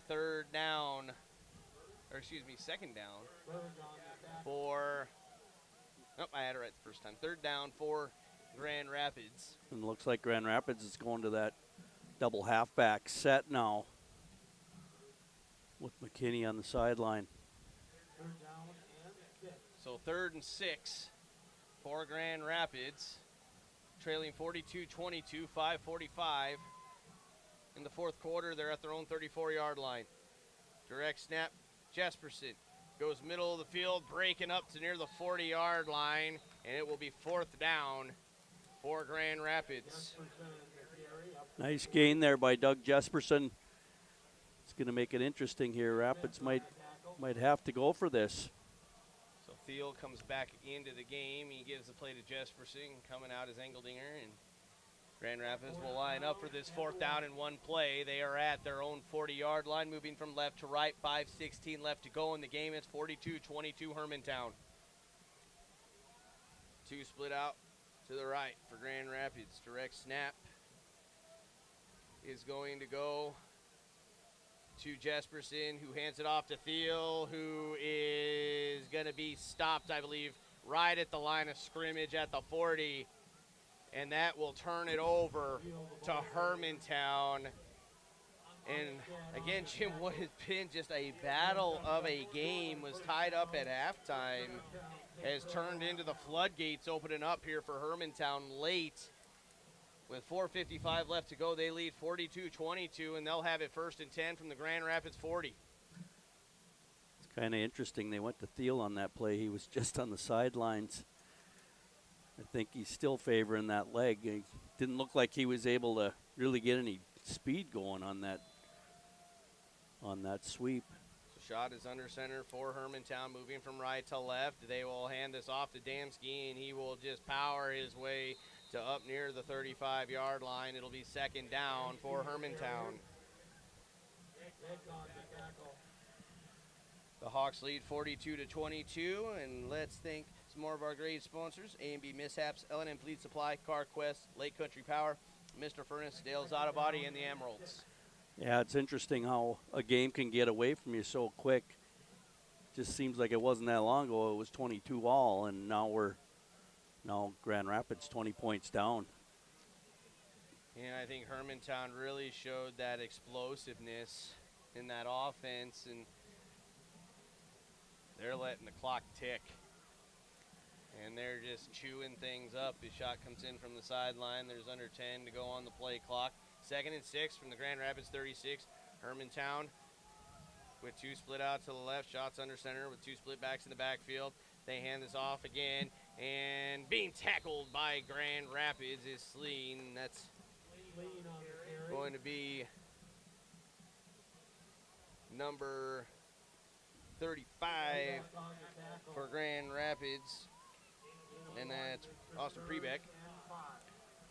And that will line up a third down play for Hermantown. 3rd and 5 from the Grand Rapids 35. Under 3.5 minutes left to go in the game. It's 42-22 Hawks. Prebeck has been having a pretty good game out there defensively for the Thunderhawks tonight. He's been in on a lot of tackles. 5 on the play clock, and they are going to let this one run down. And timeout, Hermantown. We'll take a quick timeout as well. You're listening to Thunderhawks football, J105 The Thunder, J105radio.com, and on the YouTube stream at KOZY Sports.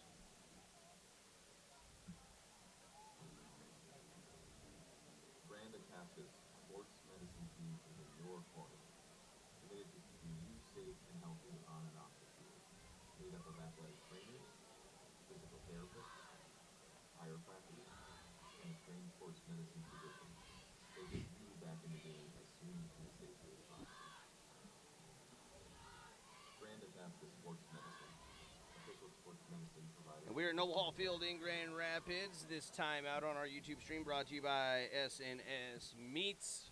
Your score is 42-22 Hermantown, 3:06 left to go in the ball game. Hermantown has the football, 3rd and 5 from the Grand Rapids 35-yard line.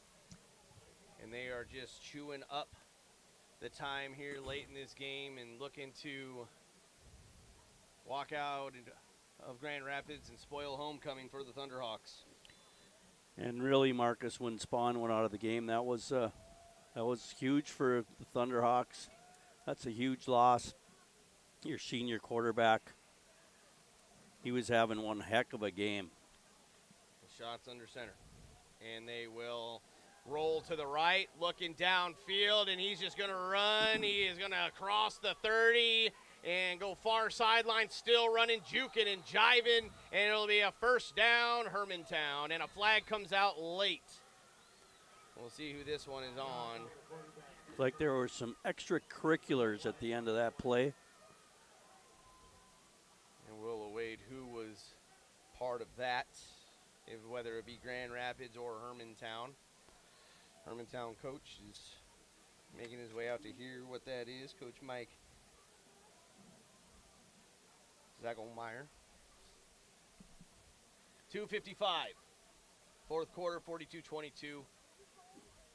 Could be offsetting. Looked like there was a lot of activity both ways down there at the end of that play as shot went to the ground. Hermantown with the lead, and they are going to where are they going to put this, or are they going to say they're going to turn unsportsmanlike conduct, Grand Rapids, and they are going to march to this 15 yards closer to the goal line. In fact, it will be inside the 10. It'll be 1st and goal for Hermantown. 42-22, Hermantown leads, 2:55, 4th quarter. They have it 1st and goal. Coach Spawn wanting some explanation on what all took place over there. And the officials are conversing as the moon continues to be bright above the lights here in Grand Rapids. And we're going to have a timeout on the field, and we'll take another quick timeout as well. It is 42-22 Hermantown, 2:55 left to go in the game. And we'll be back as this is Thunderhawks football on J105 The Thunder, J105radio.com, and on the YouTube page at KOZY Sports. Hermantown timeout.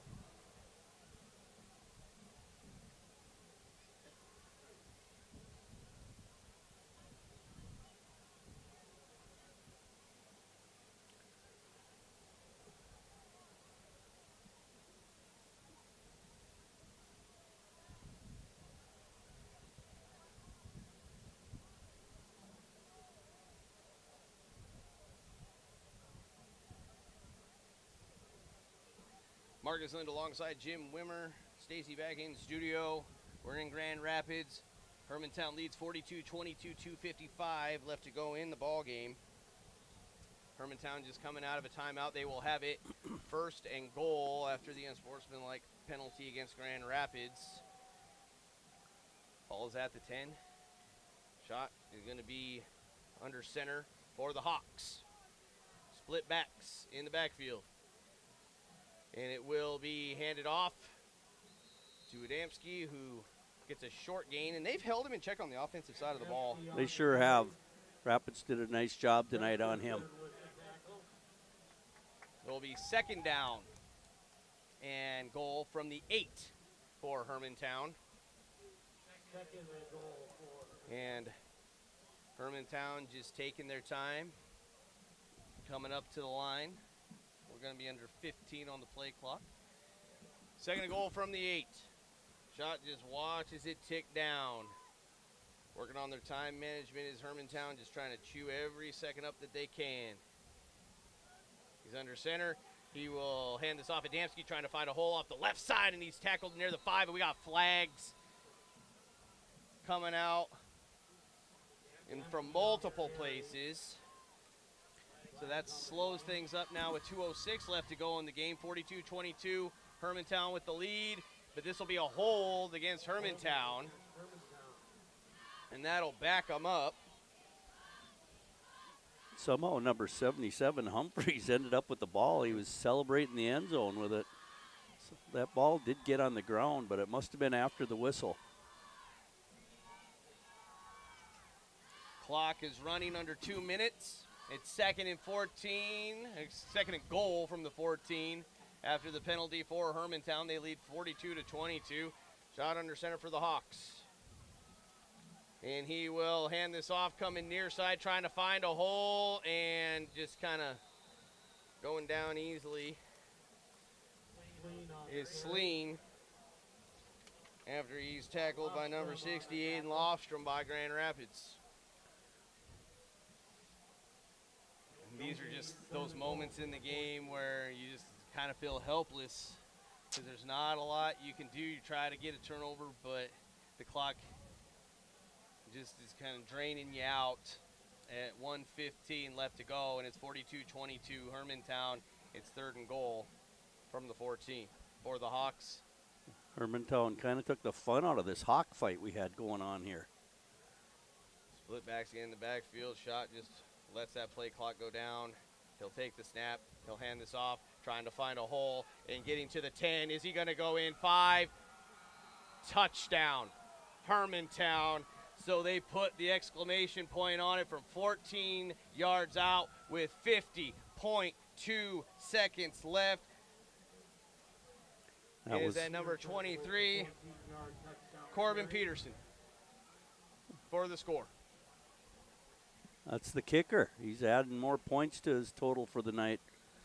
He goes and takes it off the right side for 14 yards, comes back and sets to kick the PAT. It's 48-22 Hermantown, 50.2 seconds left in the game. They wait the snap. They're set. Kick is on the way, and it's good. It's 49-22 Hermantown with the lead, 50.2 seconds left to go in the 4th quarter. And we'll be back with more high school football on J105 The Thunder, J105radio.com. And on the YouTube stream at KOZY Sports.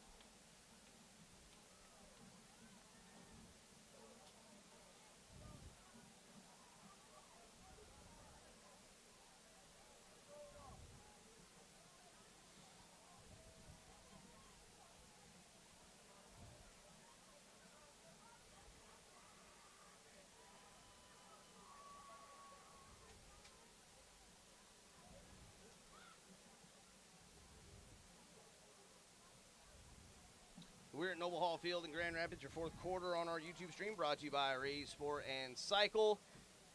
And on a 3rd and goal from the 14, with under a minute to play in the game, Hermantown's Peterson takes it in. I thought he might take a knee before he got to the end zone, but he wanted those points. And now it's 49-22 Hermantown with 50.2 seconds left to go in this game. They kick it off, bringing it up is Ravers, who is going to get good field position up past the 40-yard line. And that's where Grand Rapids will take over. 1st and 10 with 42.7 seconds left. And if we found a bright spot tonight, it has been special teams. Grand Rapids return game's been very good. Their kick coverage game's been very good tonight. So there is some good we can take out of this game. Unfortunately, that's all the momentum has been on the Hermantown Hawk side. This second half kind of feels like Denfeld all over again. You know, in a game, the Grand Rapids really, this was a battle for most of the game, but Hermantown has just blasted this one open, especially here in the fourth quarter. McKinney's under center for Grand Rapids, 1st and 10 from their own 42. They hand this off and powering forward are the Thunderhawks near the 45-yard line. And that's number 23 for Grand Rapids, and that is Jackson Deitman. And it will be second down for the Thunderhawks. Under 20 seconds. We'll see if they want to get another snap off before the end of this game. And they'll have about 10 seconds to do so they've got to hustle up here, get McKinney under center. And 5 seconds left in the game. They get another snap off and get the handoff going and to midfield. But that will do it. Your final score, Hermantown 49, Grand Rapids 22, and we'll be back for your post-game show on our YouTube stream. That is going to be brought to you by Grand Rapids State Bank. We'll have Jason Merritt back in studio to visit with one of the members of the 94 team for Grand Rapids who is being recognized this evening, and we'll have more for you as well, as this is Thunderhawks football on J105 The Thunder, J105radio.com, and on the YouTube stream at KOZY Sports.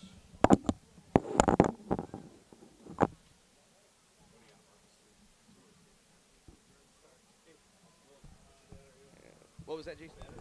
2 minutes. 2 minutes. Oh, right. Yep, 2 minutes.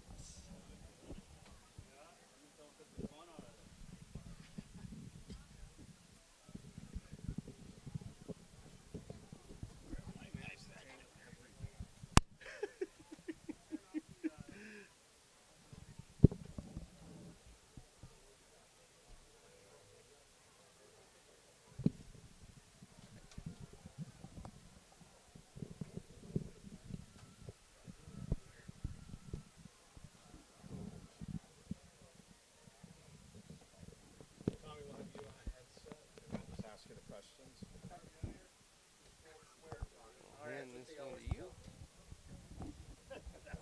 Did you listen? Let's see, good seeing you, Billy.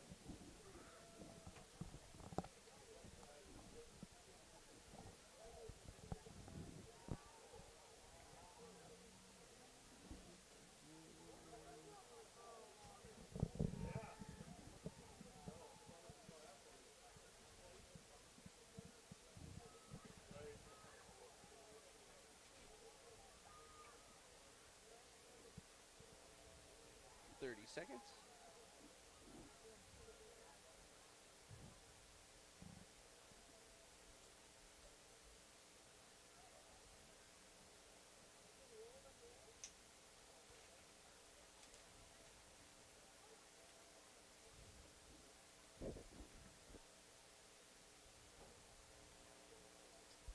Seconds.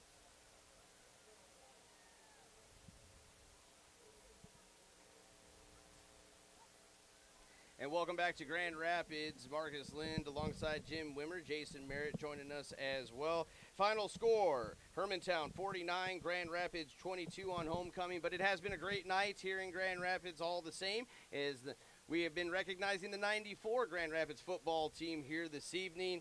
And Jason Merritt's been having some great interviews with some of the members of that team. And, hey, we've still got some more to go, Jason. All right, we're going to do it one more time here, and our final guest of the evening is going to be probably my favorite dude of all time, and his name's Quarterback Punk.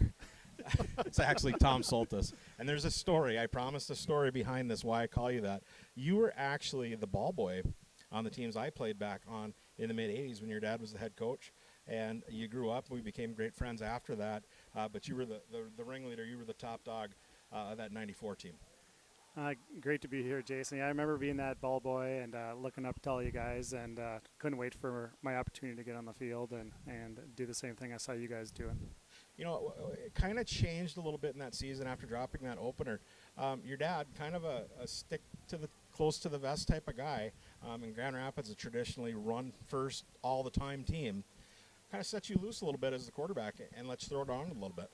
Yeah, we opened up the offense quite a bit that year. We had a few players that had played both ways on the offense. Our sophomore and junior year, that season, decided to do more just one side of the ball, freed up our energy, and added some more systems to the offense, and kind of let it fly. And two, coming off that St. Cloud Tech loss, we were thinking pretty high of ourselves that year, thinking we were going to be really good, and it was a good test and a good wake-up call to everybody going, you still have to show up to play football and respect your opponents and have to show up every Friday to give your best efforts. Yeah, and we had a couple of your guys that you threw to quite often that season, in Danny Palola, Chris Brown. They were up here a little while ago, said they just enjoyed the camaraderie of that group, the brotherhood that you guys had as a football team, and that really did come together after that opening game loss. Yeah, for sure.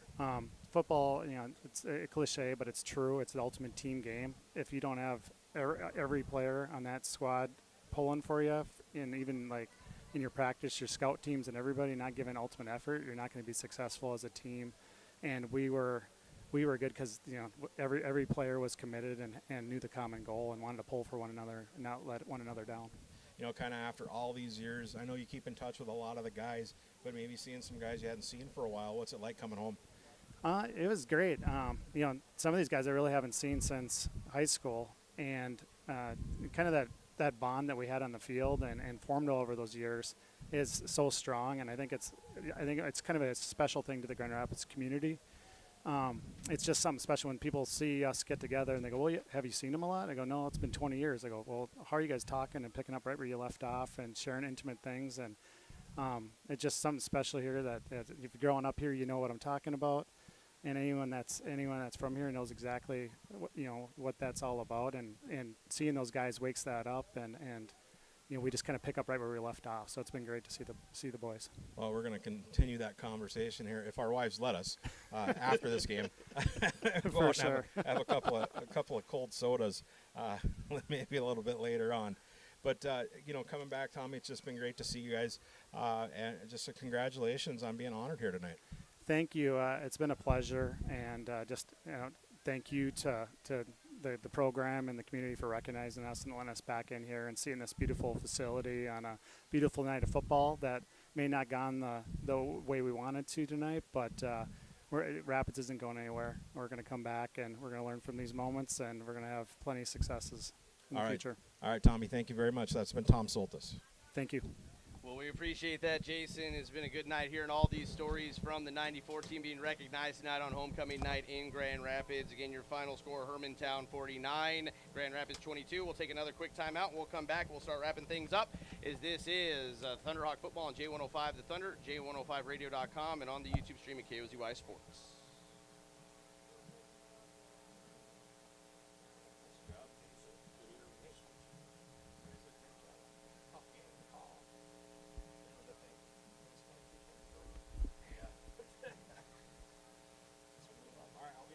Awesome. Thanks, Jason. Yeah, you too. Thank you. Jason. Good seeing you. Hey, you too.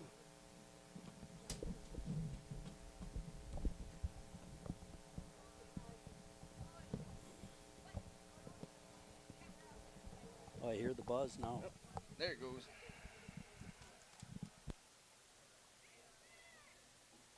You can just bring us back as quickly as you like, Stacy. I assumed you didn't want another interview.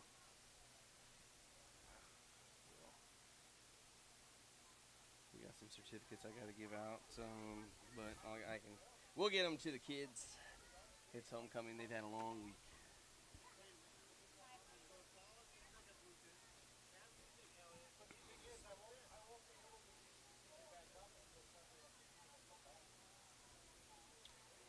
We are wrapping things up here from Noble Hall Field in Grand Rapids. It's homecoming in Grand Rapids. It's a lot of festivities been happening tonight. We again want to give a special shout out to Jason Merritt. He joined us on the broadcast again this evening, interviewing quite a few players from the 94 Grand Rapids football team. that has been honored here tonight, and some great stories we've been able to hear. It's been really fun. Unfortunately for Grand Rapids, it didn't go the way that they would like to on homecoming, as they are defeated by Hermantown 49-22. But as we were just talking with Jason, is Marcus Lind, Jim Wimmer with you, Stacy back in studio.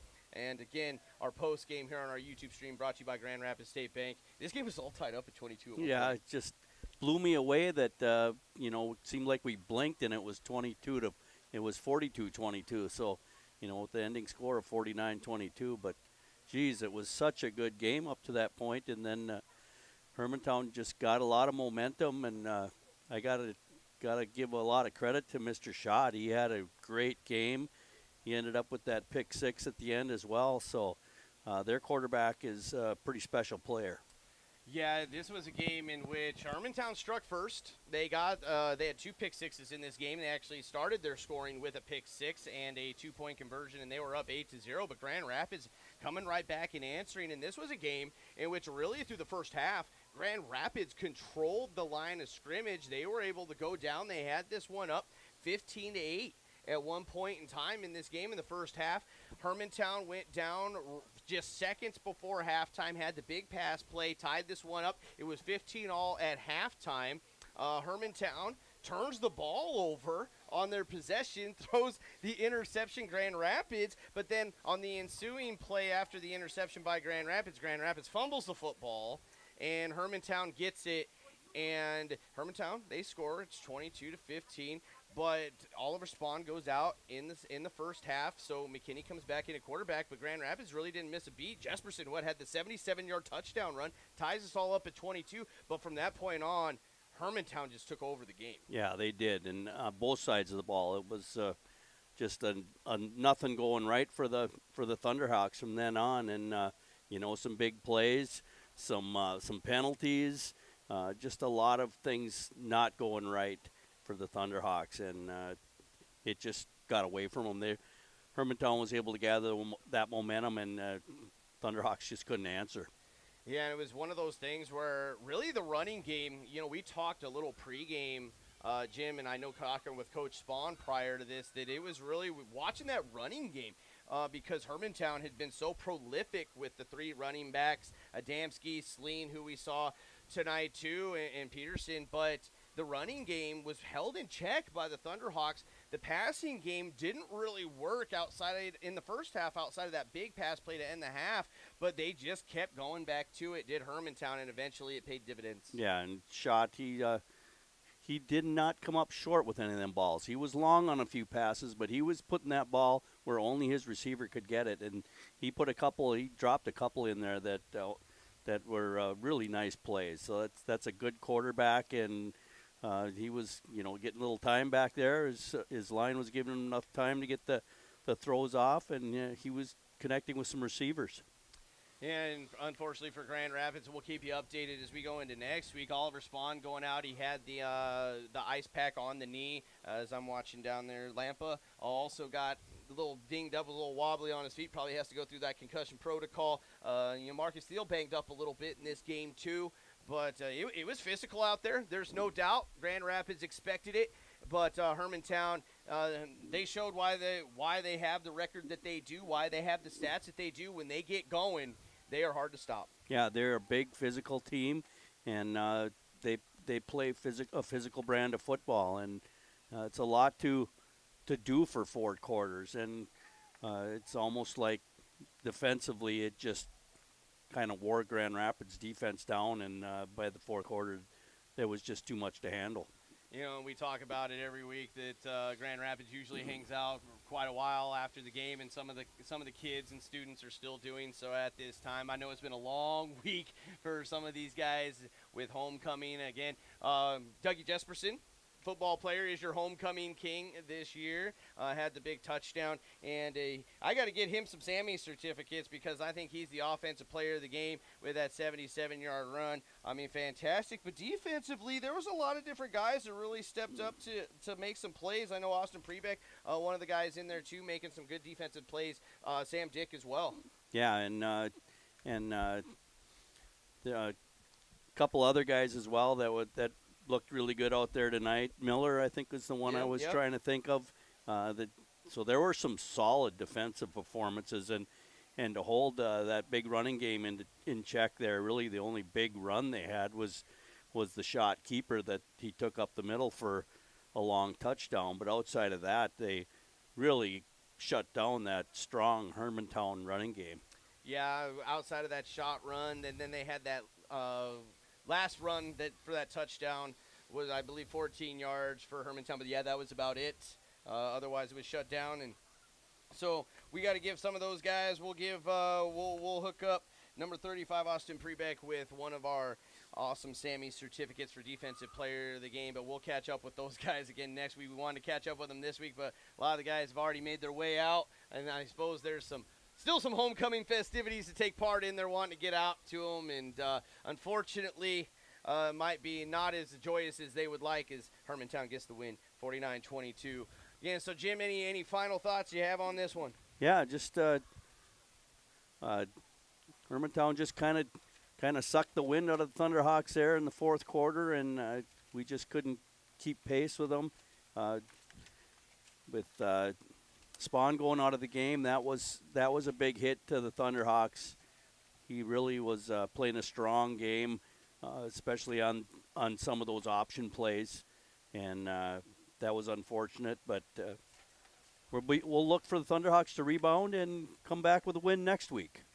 As we'll look forward to next week, you can find the schedule and more by visiting our website at j105radio.com, the newly revamped radio, or our new website, I should say, radio website. I guess that's part of it, because next Friday, Grand Rapids taking on Duluth East. So they are at Duluth East. We'll have that for you right here, and we'll get that going for you. But again, final score here tonight, Grand Rapids falls to Hermantown, 49-22.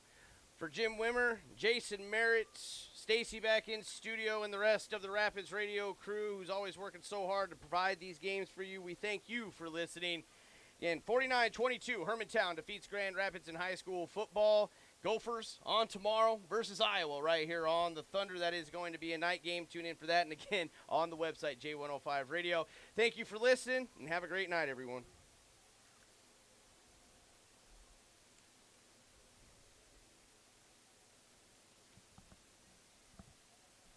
Thanks, Stacy, so much, and we'll talk next week. Thank you, Stacy.